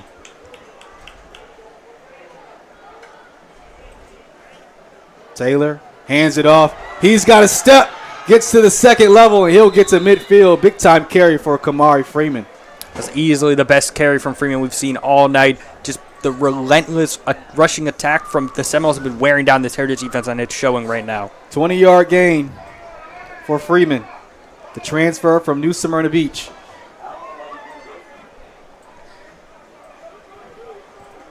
That's his longest run of the season.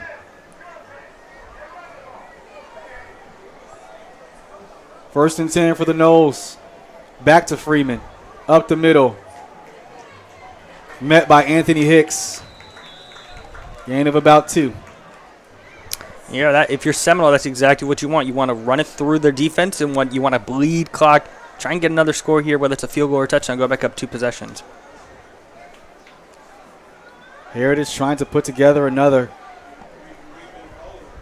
winning season. Fell short last year. Went 5-6 overall. This Heritage program, 9 playoff appearances. We already know what Seminole brings to the table. Blue chip program in Central Florida, 2 state championships. 10-2 a season ago. And they keep it on the ground. That time, Deshaun Watkins gets what he can.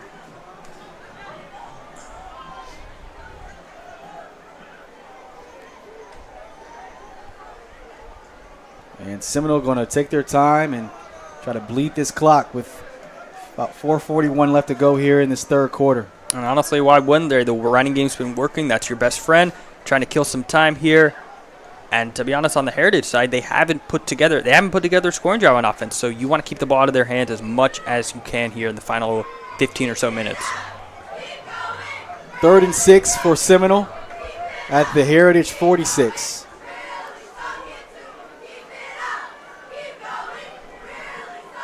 Taylor adjusting the protection.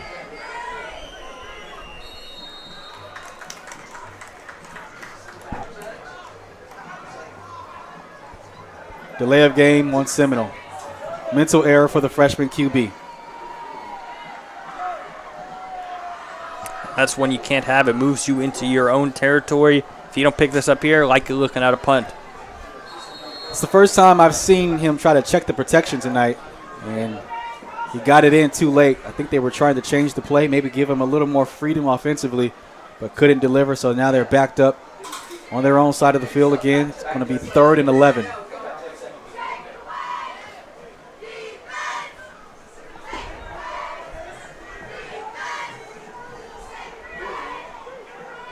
Three receivers set. Kamari Freeman, the running back. 3rd and 11. Taylor will throw. Throws to Chaplin. And that one incomplete. Elijah Parks on the coverage. And here comes the punt unit for Seminole. And, you know, I know we've said this a couple times, but this is a big drive for Heritage. Again, didn't capitalize on the momentum they got from that scoop and score to end the half. And right now, Seminole has been just giving them no room to work on offense. Again, no scoring drives for Heritage. They need to change that now, and they got a prime opportunity here. Heritage has had their chances to score. I mean, if they would have capitalized on these short fields, they could be leading right now. Yeah, they had multiple short fields within the Seminole 40. Devin Green, the deep man for the Panthers. Short kick. It'll take a bounce near the 30-yard line. It'll take a favorable roll for Seminole. So they'll spot the ball near the 20-yard line. So Heritage will have to go 80 yards for a touchdown, potentially to level this game. 3:50 to go here in the third quarter. We've seen Heritage. They've come up empty on their drives to start this game. Brian, what do they need to do offensively here to try to get something going? Honestly, they've been trying every single time to establish the run game and failing. I think, honestly, you just got to put it in the hands of Padala. He's been close on a couple of these passes, but just a little bit off. Like you saw on that fourth down play, he was just a little bit short. On the play that was a penalty, he was a little bit long. So I think the timing, eventually, hopefully he will get it down. Hopefully this is the drive for them. But, again, not capitalizing on those plays or on those drives within the Seminole territory has been killing them tonight. Jordan Padala, the transfer from Rockledge. This is his third school in 3 seasons. Pistol formation for the Panthers. Play fake. Dumps it off to his tight end, Alex Fralin. He'll get a first down. Good start to the drive. And it's nothing flashy, but it's exactly what Heritage needed. A first down right away on this drive. They need to start getting more chunk plays like that, and it starts with Padala.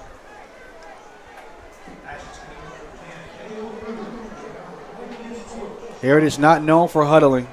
They'll get to the line of scrimmage, and then they'll make adjustments based on what the defensive alignment is. Stephen Hughes changing the play, the offensive coordinator for the Panthers. Drayvon Lee, the running back. They go back to the pistol formation. They give it to him up the middle. Got a hat on the ground. It's a Seminole hat. Brian Bush loses his helmet, goes to the sideline for at least a play. There was nothing super explosive, but that's probably the best run for Heritage tonight. So back-to-back productive, positive plays. Let's see if they can build on that. That interior for Seminole is stout. They got manhandled last week, but much better performance here. It's been their strength tonight, I'd say. 2nd down and 7 for Heritage at their own 45.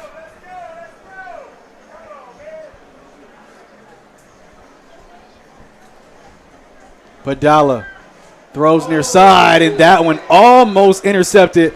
That would have been a house call for Terrence Thompson. And he knew it.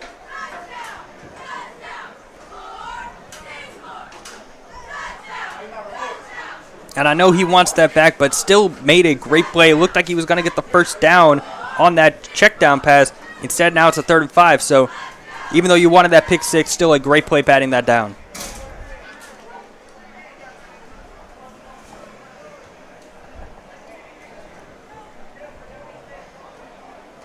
Third and 7 for Heritage. Padala stands tall, cuts it over the middle. That's caught for a first down. Kaiser Birch.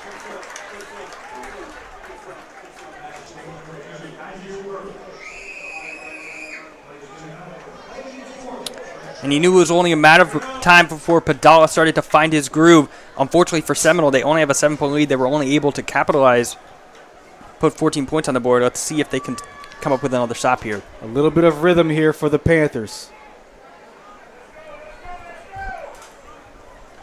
First down and 10 for Heritage at their own 43-yard line.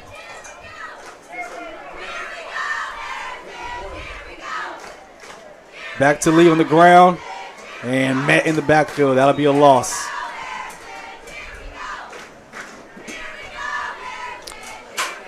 Yeah, that's just been the story of the night for the Heritage run game. They just really can't even get back to the line of scrimmage. They've been swarmed by the Seminoles all night. Quick pursuit by that Seminole defense. Tackle made by Zachariah Lewis, the junior defensive lineman.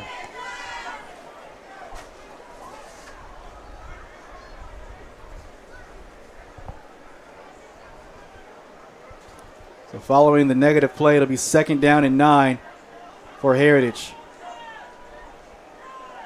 Padala keeps it on the option. We've seen this before. Did this a lot in week 1. No late hit there.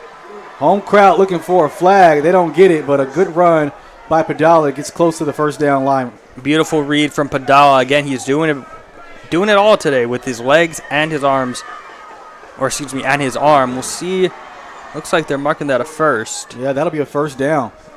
Padala had 41 rushing yards last week against Titusville. First attempt of the night, I believe. I think it is. So a fresh pair of downs, 1st and 10 for the Heritage Panthers at the Seminole 47, 48. Lee trying to get the edge and cut inside and gets a good chunk on the second effort. Picks up about 6. That extra effort was critical. It looked like he was going to be snuffed for about 2 or 3 yards. Instead, looking like 6 or 7.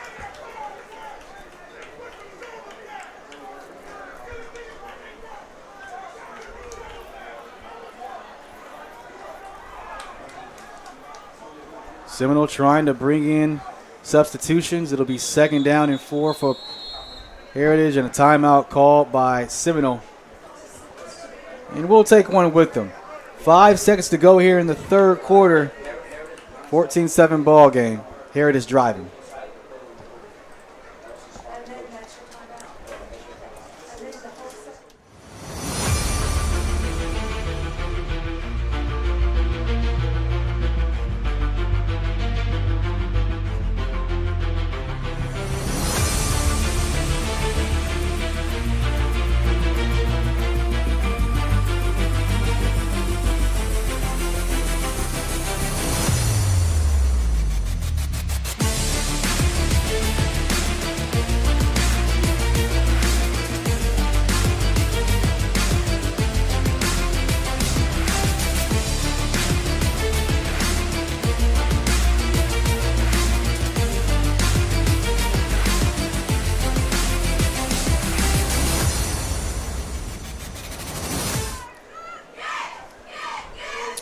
Five seconds to go here in the 3rd. This should be the final play before we get set for the 4th.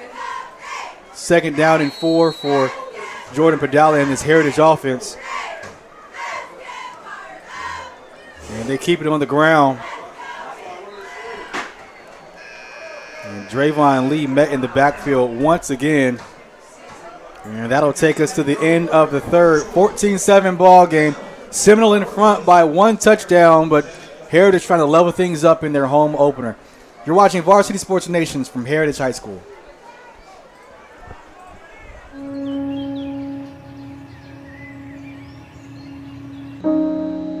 This high school gym used to be packed most nights. Not anymore. Do you know why? Because bad behavior by fans, especially adults, has caused a shortage of game officials across the country. You see, without officials, we can't have sports. Don't let this become reality. It's time for a change. Let's bench bad behavior for good.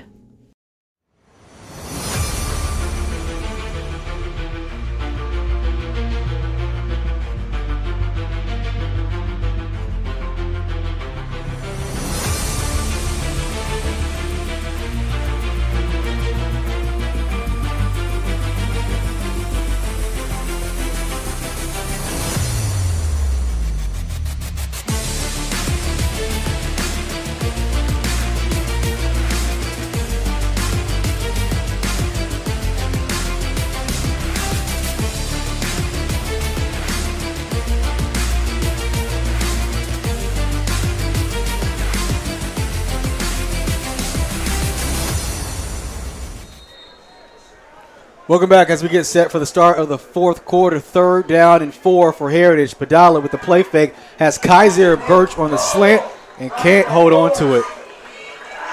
And that'll bring up 4th down for the Panthers once again.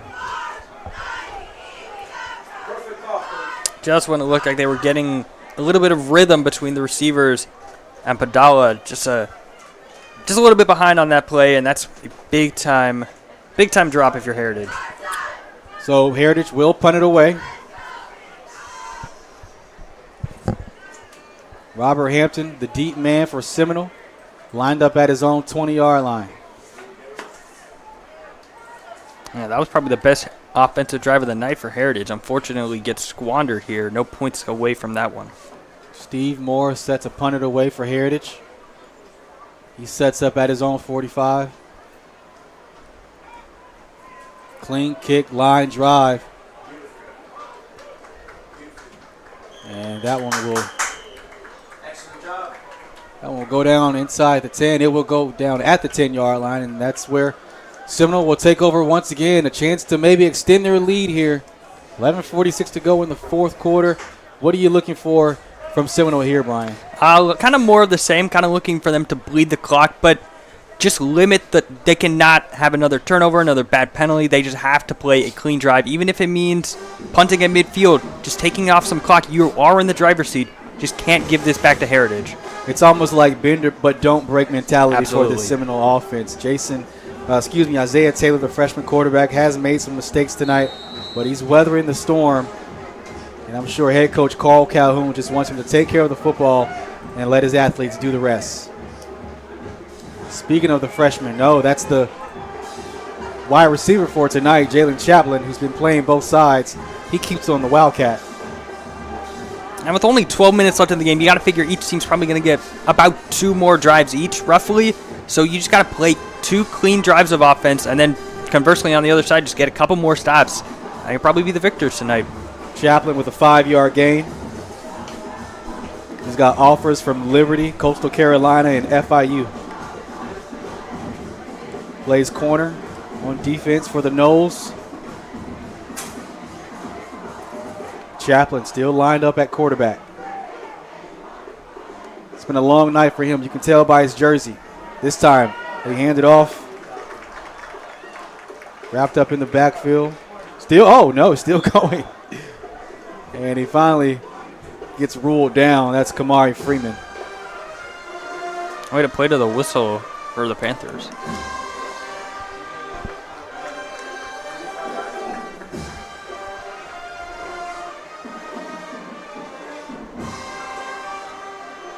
Seminole with a big offensive line. They got Maddox Blaine, 6'1", 240. Harrington Gay, 6 foot, 280. Martin Frayson, 270. Javian Hall, 300 pounds.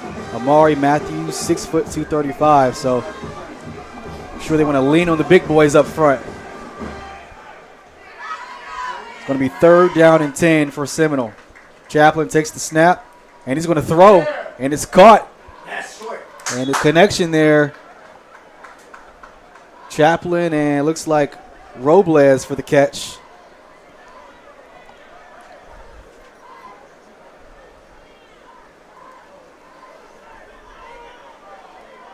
And the officials having a word. They say it is going to be 4th down. So the offense remains on the field here for Seminole. It's 4th down at their own 20-yard line. They might try to take advantage of the Heritage line that's been jumping all night. Let's see if they snap it. They do. Timeout called. Head coach Michael was running down the sideline.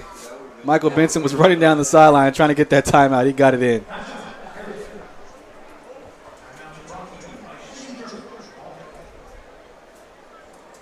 All right, so 4th down. And we'll call it, 4th down and maybe 4 at their own 20-yard line. You got to imagine they'll try to punt. I mean, if you're Seminole, it would make sense to punt this ball away, right? I mean, absolutely. I mean, like we said, just play it safe this final 10 minutes. Like, this is not at all what you would want to be doing. I know it looked like they were trying to get them to jump off sides, but they snapped the ball. So, yeah, if you're Seminole, I mean, nothing to do but punt here.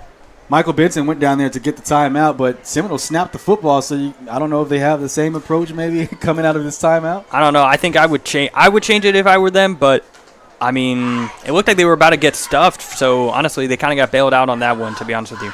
So it looks like the offense will remain out on the field for Seminole. Jalen Chaplin in at quarterback. I mean, if this works, you look like a genius. If it doesn't, you look like a fool. 4th and 2 for Seminole at their own 20. Roberts, the motion man. And a flag down. And I think that was the plan the entire time, and looks like it worked. Unbelievable. Another offsides. I mean, give credit to Seminole. They'd been, obviously paying attention, been jumping off sides the whole game, and couldn't help themselves on that one. I can't even imagine what the film room is going to be like. Oh, no. It's going to be. Oof. All right, here we go. Heavy formation for Seminole, 1st down and 10. Most importantly, this gives Seminole a chance to run the clock down. Chaplin still in. He'll keep it on the QB design. Following his blockers, trying to get to the perimeter. Has a step, gets down the sideline. One man to beat, can't get it, but he does get near midfield for a 1st down. Gain of 25. And we talked about killer penalties all night, but this one that we just saw might be the worst one of the night, especially this late in the game. Seminole gets a chance to kill off another 2 or 3 more minutes with this game, with this drive. Already at midfield, too. So for the first time tonight, we see the Arkansas State commit linebacker Rasheem Turner out on offense, along with his linebacker partner Brandon Sims as well. Jalen Chaplin back on the field, so this is obviously a running formation. You got your best players on the team trying to take this one home for Seminole. 1st down and 10 for Seminole. Officials stop play. Delay of game on the nose. So this will put Seminole back at their own 45.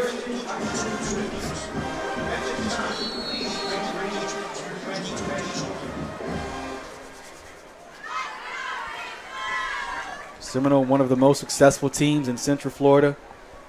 14 winning seasons, including the last 10 in a row. Chaplin trying to get to the perimeter and met at the line of scrimmage, no gain. Jael Cruz with the hit.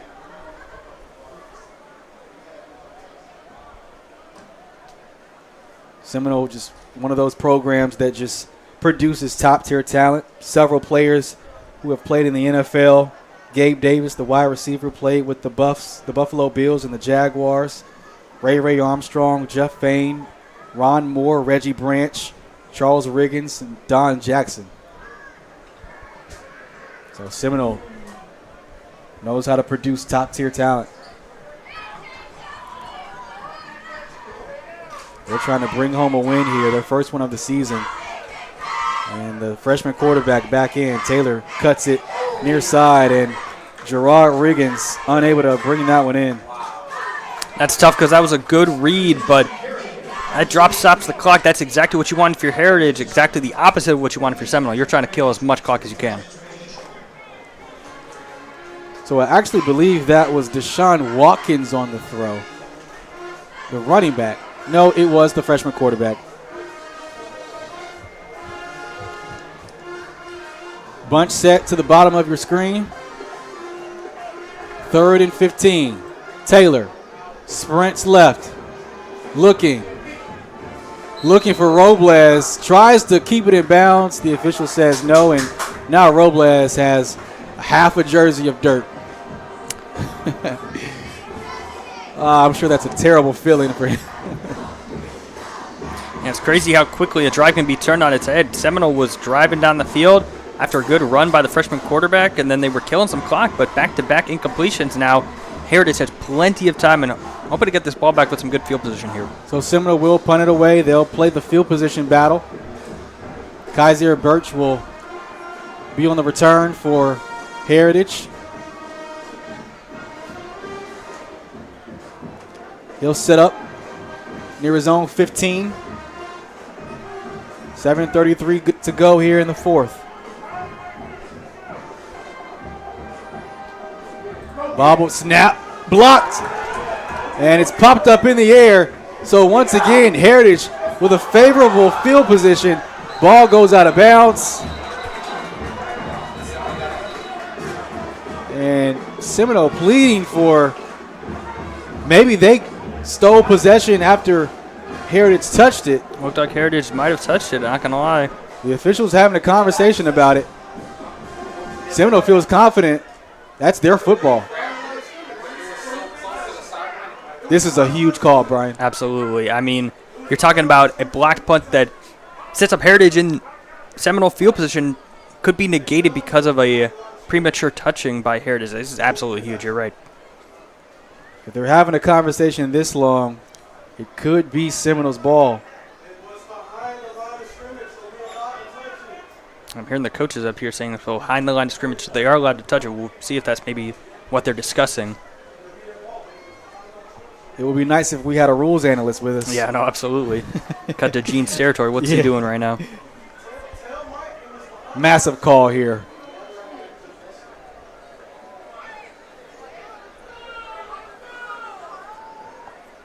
So the Heritage offense trotting on the field. I certainly think it's them. We'll see. Nonetheless, once again for Heritage, a short field to work with. It's like the third or fourth time this game, and that's a big break for them. Have to capitalize on this one. They only got 7 minutes left. Got to capitalize. All right, so it's been an up and down night for the offense for Heritage. Jordan Padala he's been solid, not making a bunch of mistakes, but give credit to the Seminole secondary, not letting anything get behind him. Yeah, he hasn't made a whole lot of mistakes, but he hasn't made a whole lot of big flashy plays, and that's just 100% credit to the Seminoles defense. They've been just giving him little to nothing to work with, but he's going to have to make something out of nothing here on this drive. Has to score a touchdown. Let's see what the transfer quarterback can produce here on this drive. Heritage, two-time 5A district champions. They've had to replace more than 20 seniors for the second straight season, which a lot of teams around Florida are having to do nowadays with the transfer rules. So first down and 10, a short field to work with for the Panthers. Padala keeps it on the ground to White, trying to get to the outside. Still on his feet, has a first down, gain of 11. And that's a promising sign if you're Heritage. The first down runs all night have been stuff after stuff after stuff, and now you get a big-time first down run for 11 yards. Looking to punch this one in, hoping to tie this game. It dwindles down here in the fourth. 14-7 ball game, Heritage in front. Heritage had a scoop and score for a touchdown. Michael Stevens had the scoop and score. And the offense still trying to find the scoreboard here for Heritage. First down and 10 for the Panthers. Padala hands it off. White, not much. Tackle made by Terrence Thompson. Like you said, the offense is looking for the end zone for the first time this game, and that's all credit to the Seminole defense. Not only holding them to 0 points on offense this whole game, but through multiple short fields. Let's see if they can do it again tonight. Looked like there was possibly a timeout call by Heritage, but the official continues to roll the clock here. 6:20 to go here in the game. Feels like it's a must get points here for Heritage. Absolutely. We can debate if it's a field goal or touchdown, but regardless, you can knock them up empty-handed, especially with the short field. Padala, quick throw to the far side. That's Gustad. And picks up, call it 4.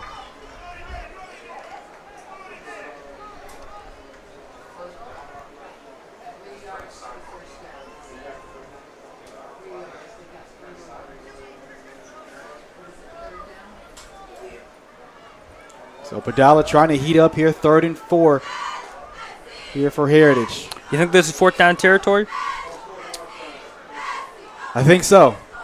Honestly, I know we haven't seen the Heritage kicker tonight, but given how points have come far and few, I agree with you. John White, the running back. They keep it on the ground, give it to White. He's swallowed up in the backfield. Guess who? Terrence Johnson.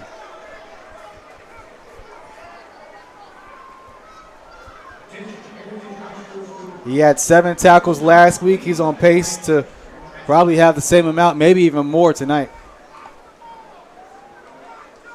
And it looks like you're right. It looks like this is 4th down territory for Heritage. Not surprised. Kind of expected this, but need a big play here. Gotta have it moment for Heritage. 4th and 4. Check that, 4th and 5. They snap it. Padala with the play fake. Throws downfield. Looking for Nate Owens. Nobody home. Robert Hampton on the coverage, and that's a turnover on downs for Heritage. frustrating if you're Heritage. But again, tip your cap to Seminole. That's 3 times now, whether it's a block punt, an interception, a fumble. That Heritage has started in plus territory, and Seminole has just not only held them to 3 points, they come to no points. All right, so we got 4:39 left to go in the game. Heritage once again had an opportunity to take advantage of a short field, couldn't do it. Now if you're Seminole, what do you do now? Just sit on the ball? I think you have to. You got to play it safe here, especially after that last punt where it just gave Heritage a short field. Just run the ball. You've been running it pretty well. You've been getting it to the outside with your freshman quarterback. Again, only 5 minutes left. Got to think Heritage has maybe one more possession maximum in this game. Yeah, we'll see what Seminole does here. The freshman quarterback, Isaiah Taylor, back in the game. 2 running backs in the backfield as well. 1st down and 10 following the turnover on downs for Heritage. And they keep it on the ground. Picks up maybe 2. Deshaun Watkins on the carry. And looks like we have an injury on the field. It looks like it's a Seminole player.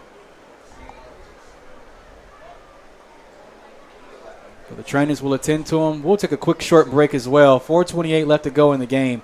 Seminole in front, 14-7.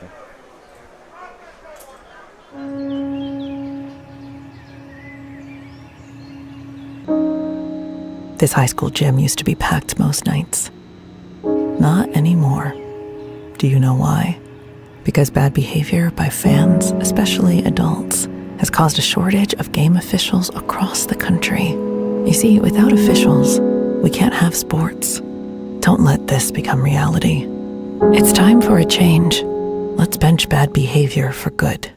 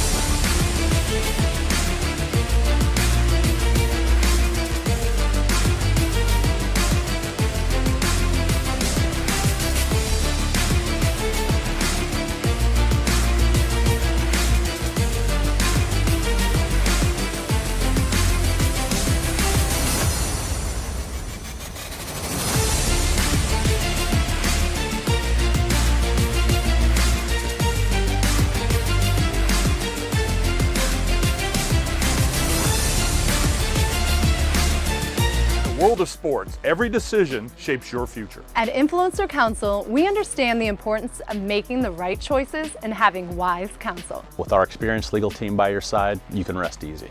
Taxation obligations, investment opportunities, and purchasing assistance can mean the difference in short-term and long-term success. Our branding specialists work tirelessly to build and elevate your personal brand, making sure you stand out on and off the field. Join Influencer Council and maximize your opportunities. My name is Brent Bishop. I'm a fitness expert, kinesiologist. I own a studio, Think Fitness Studios. And aside from that, I'm a fitness expert on a national program that airs weekly. And what I experienced today, it's still kind of blowing me away, actually. Because, you know, I'm used to working out and pushing myself to the limit. On 2 particular exercises, I didn't think, like I couldn't do anything else, definitely, physically. And then just to be able to all of a sudden perform with good form and bang out, 3 to 5 more reps on something, it just blew me away. So, yeah, I'm impressed. I'm impressed.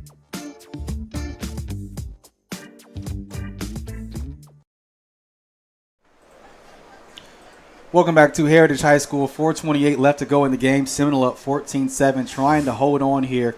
We have an injury on the field. Can't quite get a name or number on it. It looks like it is a Seminole player. Always a tough situation right here when you have injuries, especially late down the stretch. Kind of stops the momentum. But nonetheless, you got to kind of regroup at some point and try to close this thing out. But as for Seminole, they've made some mistakes tonight. Played much better overall compared to last week against Creekside out of Georgia. What have you seen from Seminole? I know it hasn't been perfect, but what's your assessment so far of the Noles? I've really it's been their defense. We've been harping on it all night, but a lot of short fields they've had to work through. Bend, don't break mentality, because they really, again, bend, don't break. Yeah. Heritage has had plenty of opportunities to put up points, whether it's field goals or touchdowns, and they're held them to 0 in terms of the offensive side, so got to give a nod to their defense. As for Heritage, you got to imagine film study is going to be brutal in the next coming days. We've seen so many false starts, so many offsides. They've had a lot of self-inflicted wounds here. Several times they've had short fields to work with. I mean, if you look at all the times they had a short field, they could be leading in this game, but they just haven't been able to. They could be leading by double digits. The problem is just the penalties. Again, it goes back to the penalties, the self-inflicted wounds, the false starts, the face masks, everything about that. That's the reason they're losing. Yeah. True. So it looks like the player that was hurt for Seminole has got on his feet. He was helped off by the trainers and the coaching staff. So we'll get set to resume play. Both players coming back on the field, and you got, when you have injuries, you got to kind of get yourself going back again, because you never know how long it can take. But Seminole is trying to hold off here and get their first win of the season. Absolutely, and their approach, where they've been running it to the outside more, and I think it's been working. They're staying in bounds, getting some good chunk yardage, running some clock. Let's see if they continue that here in these final 4.5 minutes. So it's 1st down and 10 for Seminole at their own 30-yard line. Seminole trying to get their first win of the regular season. Had a really disappointing performance against Creekside out of Georgia a week ago. Lost 32-0 at home. Isaiah Taylor under center, hands it off, and he's got to step down the far sideline. Looks like that's good for a 1st down. The quick Devarian Jefferson on the carry. Again, they've been finding a lot of success on the last couple of drives on those outside runs, and it just continues to keep the clock going. Actually, no, I think he went out of bounds on that one, but for the most part, they've been continuing to keep the clock going.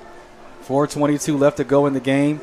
Seminole trying to bleed this clock here and keep this drive alive.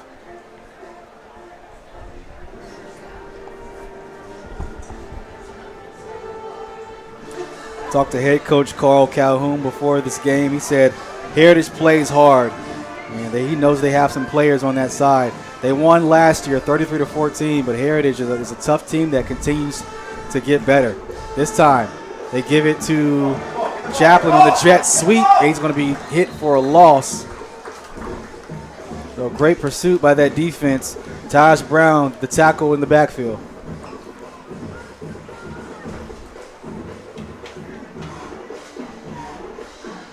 And yeah, if you're Heritage, like we've been saying, it really is time to buckle in, down and lock in. But if they can, no more first downs, if they can stop them here, get the ball back with about 2.5, maybe 3 minutes left, and then you got a chance for one more drive.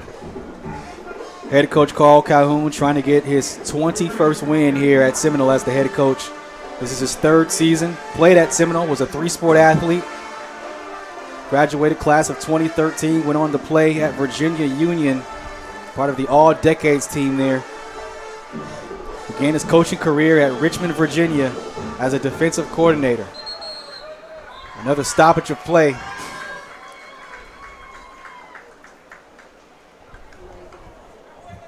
And it's delay a game again on Seminole.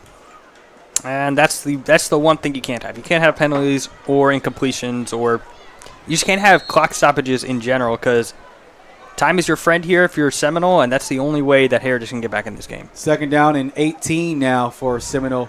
Taylor throws, looking for the tight end, Jake Moore. That's his first catch of the night. Doesn't get much out of it. If he got him out of bounds, that would be huge for Heritage. Looks like the clock is still rolling, That's 3:07 and counting. That's big time for Seminole, keeping the ball in bounds.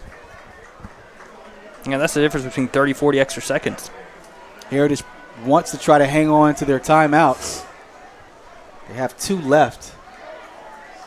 I believe they have 2 left. I have to double check that. I think you're right on that. They called one early in the 3rd.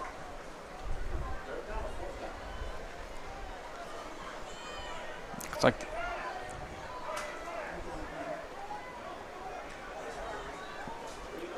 so 3rd down and 16 for Seminole at their own 30. They want to keep the clock rolling here.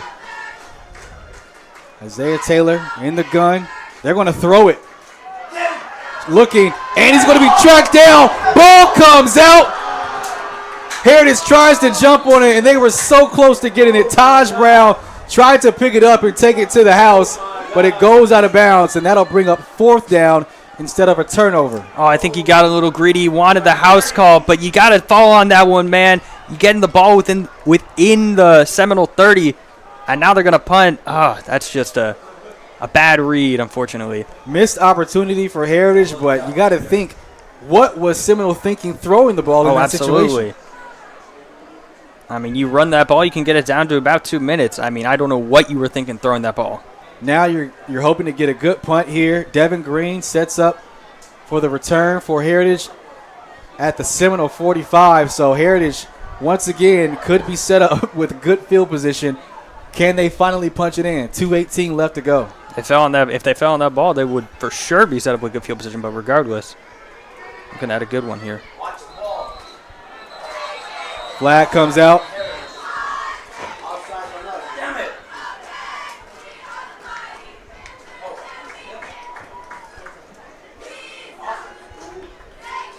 It's going to be a false start on Seminole. That'll back them up some more. This is getting interesting, Brian. Yeah, every yard matters, especially this late in the game. So that 5-yard penalty could prove costly. I know their defense has been holding strong all night, but there's only so much you can ask of a team to work with short field after short field after short field. Seminole started this game 14-0, scoop and score for Heritage, and another flag. This is incredible. It looks like we have a little flop on the field. 32 pulling a LeBron. Maybe he's trying to win an Oscar. It looked like it. Landon Clements doing his best acting performance. Doesn't draw the attention of the officials. But most importantly, another flag on the field. This time it'll be offsides on Heritage. So Seminole gets that 5 yards back. And it might not mean anything, but you don't want to give those 5 yards back, especially when they're pushed back so far. They're going to be punting close to their own end zone. Again, those 5 yards could be the difference maker. 2:16 to go in the game. Seminole sets up for the punt. Devin Green for the return. At midfield, ball goes into the end zone. Seminole trying to jump on it. It's going to be a safety. And Heritage will get the ball back as well. I mean, disaster avoided, kind of, because it could have been a lot worse. But, I mean, that's just the last thing you want if you're Seminole. Back-to-back horrific plays. I mean, Seminole just falling apart here late in the fourth quarter. Now, if Heritage scores, they're in front with a chance to win this game and come back. Yeah. I mean, everything that has gone wrong for them. I would say technically Seminole got the better end of that deal. You don't want to allow a touchdown, but still, I mean, regardless, what a sloppy play. And Heritage has life now. All right, so after the safeties, 14-9, 2:09 to play. Heritage will get the ball back on the punt. Again, Heritage defense has all 9 of their points. Time for the offense has to get something here. John White, Devin Green on the return for Heritage.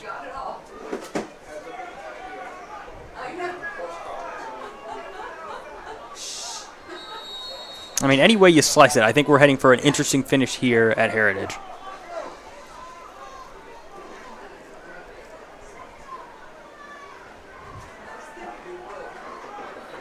White and green lined up at their own 33.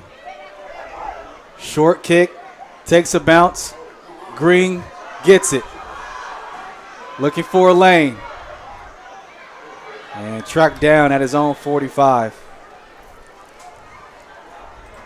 Well, here we go. 1:57 to play. The Heritage defense does their job. They get a safety. 14-9 ball game. A touchdown potentially wins it for the Panthers. And this is how you draw up in practice. 2 minutes to go win the ball game. Let's see what Heritage has here tonight. Most importantly, they got Jordan Padala. This is where veteran leadership comes in handy, hoping that he can be the one to orchestrate this drive to win the game.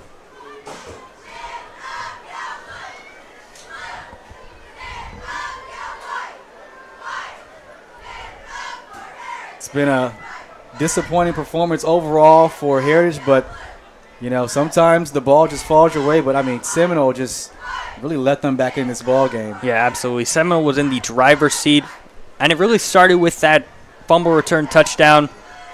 Kind of lost a little bit of momentum for Heritage, but Seminole has been, yeah, like you said, letting them right back in this game. They've had plenty of chances to snuff them out. And you got to think, why throw the ball on third down in that situation? And then you go down there and then you punt from your own end zone.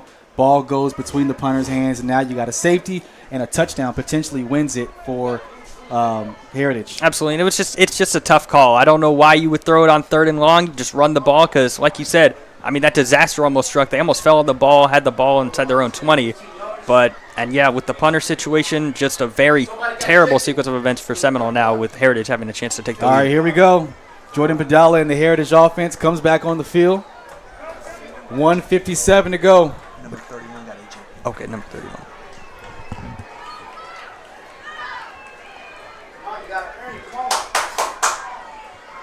Trips to the bottom of your screen. John White, the running back. Padala underneath to White and drops it. Heard the footsteps of Milton Roebuck. Looked like one of those plays where he started running before he actually caught the ball. He saw a little bit of grass in front of him, but tough drop to start this drive. 1:54 to go in the game. Second down and 10 for Heritage. And yeah, if you're Heritage, you've had a lot of empty drives. In fact, all of your drives on offense have been empty. But again, you got one chance to go win it. You just need one good drive and could win this game. Heritage has trailed for the entire game, has never had the lead. Second down and 10. Low snap. Padala feeling the pressure. And he makes a move, still on his feet. And he's going to get what he can. And how about this from the transfer quarterback inside the 20, and the Panthers in business. And like we said, it was going to fall on, we thought, the arm of Jordan Padala, but it's really fallen on the legs of Jordan Padala here, especially on this drive, making it happen with both his arm and his legs. Padala gets the offense back to the line of scrimmage. They snap it quickly. They give it to White. Up the middle, inside the 5. Check that, inside the 15.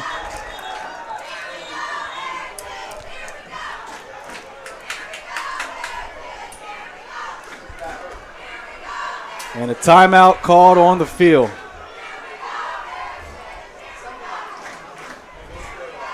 It's going to be Heritage taking the timeout. Got to have it drive here if you're Heritage. 1:26 to go. You've got the ball deep into the red zone. Brian, what do you call here if you're Heritage? Oh, I don't know. I kind of like the RPO that they were running earlier, but I don't know. Padala was looking poised on that last play where he ran it. He had a couple defenders in the back just juking through him. And again, it's like that's a boy amongst men right there on that. I think that's his second run of the night. We saw what he did last week, had 41 rushing yards, made it count when he had to. So you got to now consider the legs of Jordan Padala. Absolutely. That's another factor you have to consider if you're Seminole. But here you got 90 seconds. Bend, don't break one last time, and you can win this game. All right, here we go. The offense coming back on the field. 1:26 left to go here in regulation. 14-9. A touchdown potentially wins it for Heritage here in their home opener. Pistol formation for the Panthers. Fans are getting into it now for the first time all game. Drayvon Lee, the running back. Low snap. Padala throws. Birch was the target. Almost intercepted by Robert Hampton. And Birch is saying, throw that one up, man. Padala got lucky on that one.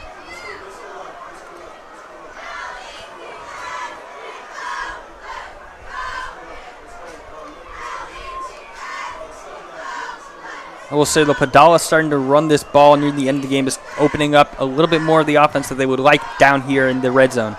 Second down and 13. Second down and 10 from the 13.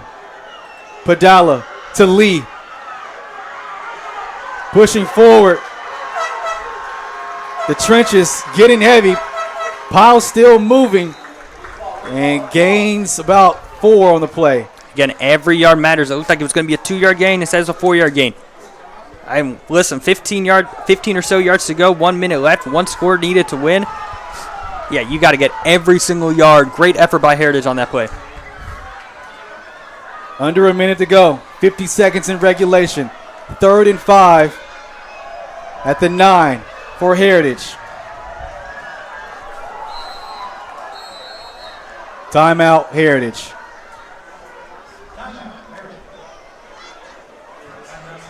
Obviously, 2-down territory here. Yes, 100%. Under a minute to go. Of course. A field goal doesn't do you any good here. We've seen the legs come alive here for Jordan Padala. They took a shot to the end zone. It was there. Jordan Birch was doing this, like throw it higher. So your options are you got a couple options here with 2 downs to work with. Yeah, absolutely. And you have a short-ish field or what? Like about inside the 20, inside the 10, I believe. Yeah, a lot of the offense is open here if you're Heritage. Again, 2 plays to win it. 40 seconds. I think this is a great situation for Heritage. Again, but Seminoles, on the other hand, have to bend but don't break one last time. Seminole, it's just self-inflicted wounds here down the stretch here in this third quarter, late in the third, coming into the fourth. They tried to throw a pass on 3rd down. They ended up getting a safety on a punt on 4th down. So we'll see what they do here. 3rd down and 5 for Heritage at the 9-yard line. A touchdown can win it for the Panthers in their home opener.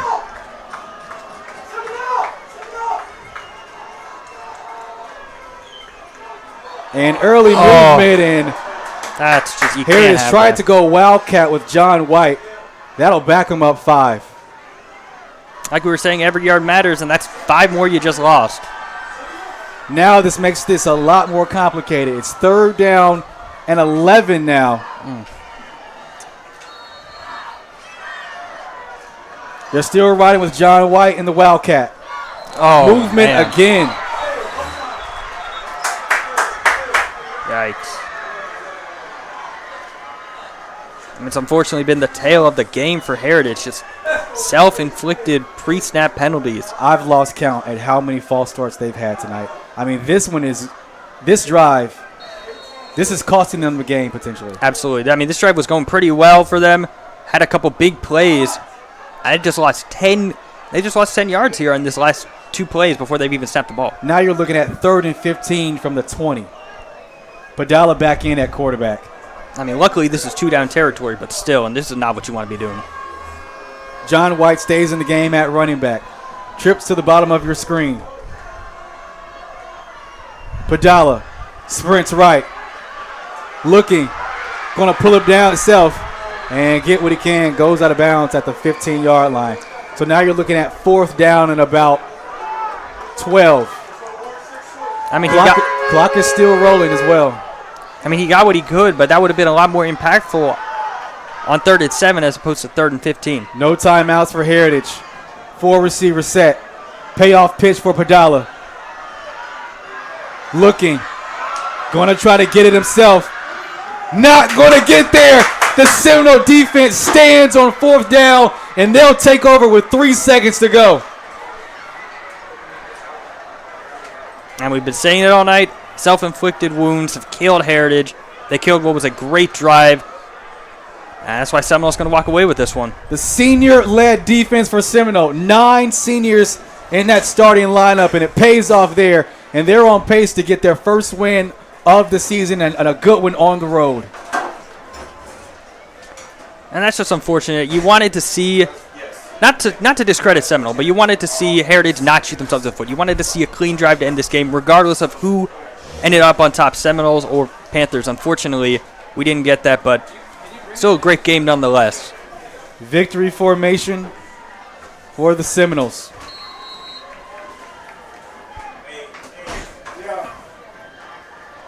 And the freshman quarterback survives on the road against Heritage to give the Panthers their first loss. Final score, 14-9. Seminole survives, gets their first win, and the Noles get back-to-back wins against Heritage. They got one last season, and they get one here in a one-score finish. Brian, your final thoughts? One word to describe that win was gritty. Seminoles, it was not a clean game by any stretch of the imagination. You had turnovers and penalties left and right, but the defense, like I've been saying all night, bend but don't break. So congratulations to the Seminoles, and Heritage looking to bounce back next week. If you're Heritage, the number one thing you're preaching in film is pre-snap penalties. I mean, they literally cost them the game tonight. Yes, 100%. And that's something you can get away with in the Kickoff Classic, week 1, but we're in week 2 now. You got to start cleaning that up because it's only a 12 or 13-week season. Got to start cleaning that up, and that, like you said, it cost Heritage the game. And I got to imagine, we've seen 5, maybe 6 drives where Heritage had a short field to work with, couldn't punch it in. That was their best shot to win the game. Couldn't do it, in that senior-led defense from Seminole stands tall. Absolutely. Like you said, senior-led. That veteran experience was clearly on display for the Seminoles, and you got to give them credit. They had a lot of short fields that they had to come up with stops on, and they did it every single time. Well, the Seminoles come to the coast of Florida. They get a win on the road, win 14-9 to level their record at 1-1. Heritage goes to 1-1 as well, falling short here on their home opener. Jared Oliver, Brian Kelly on the call. We'll see you next time here on Varsity Sports Nation.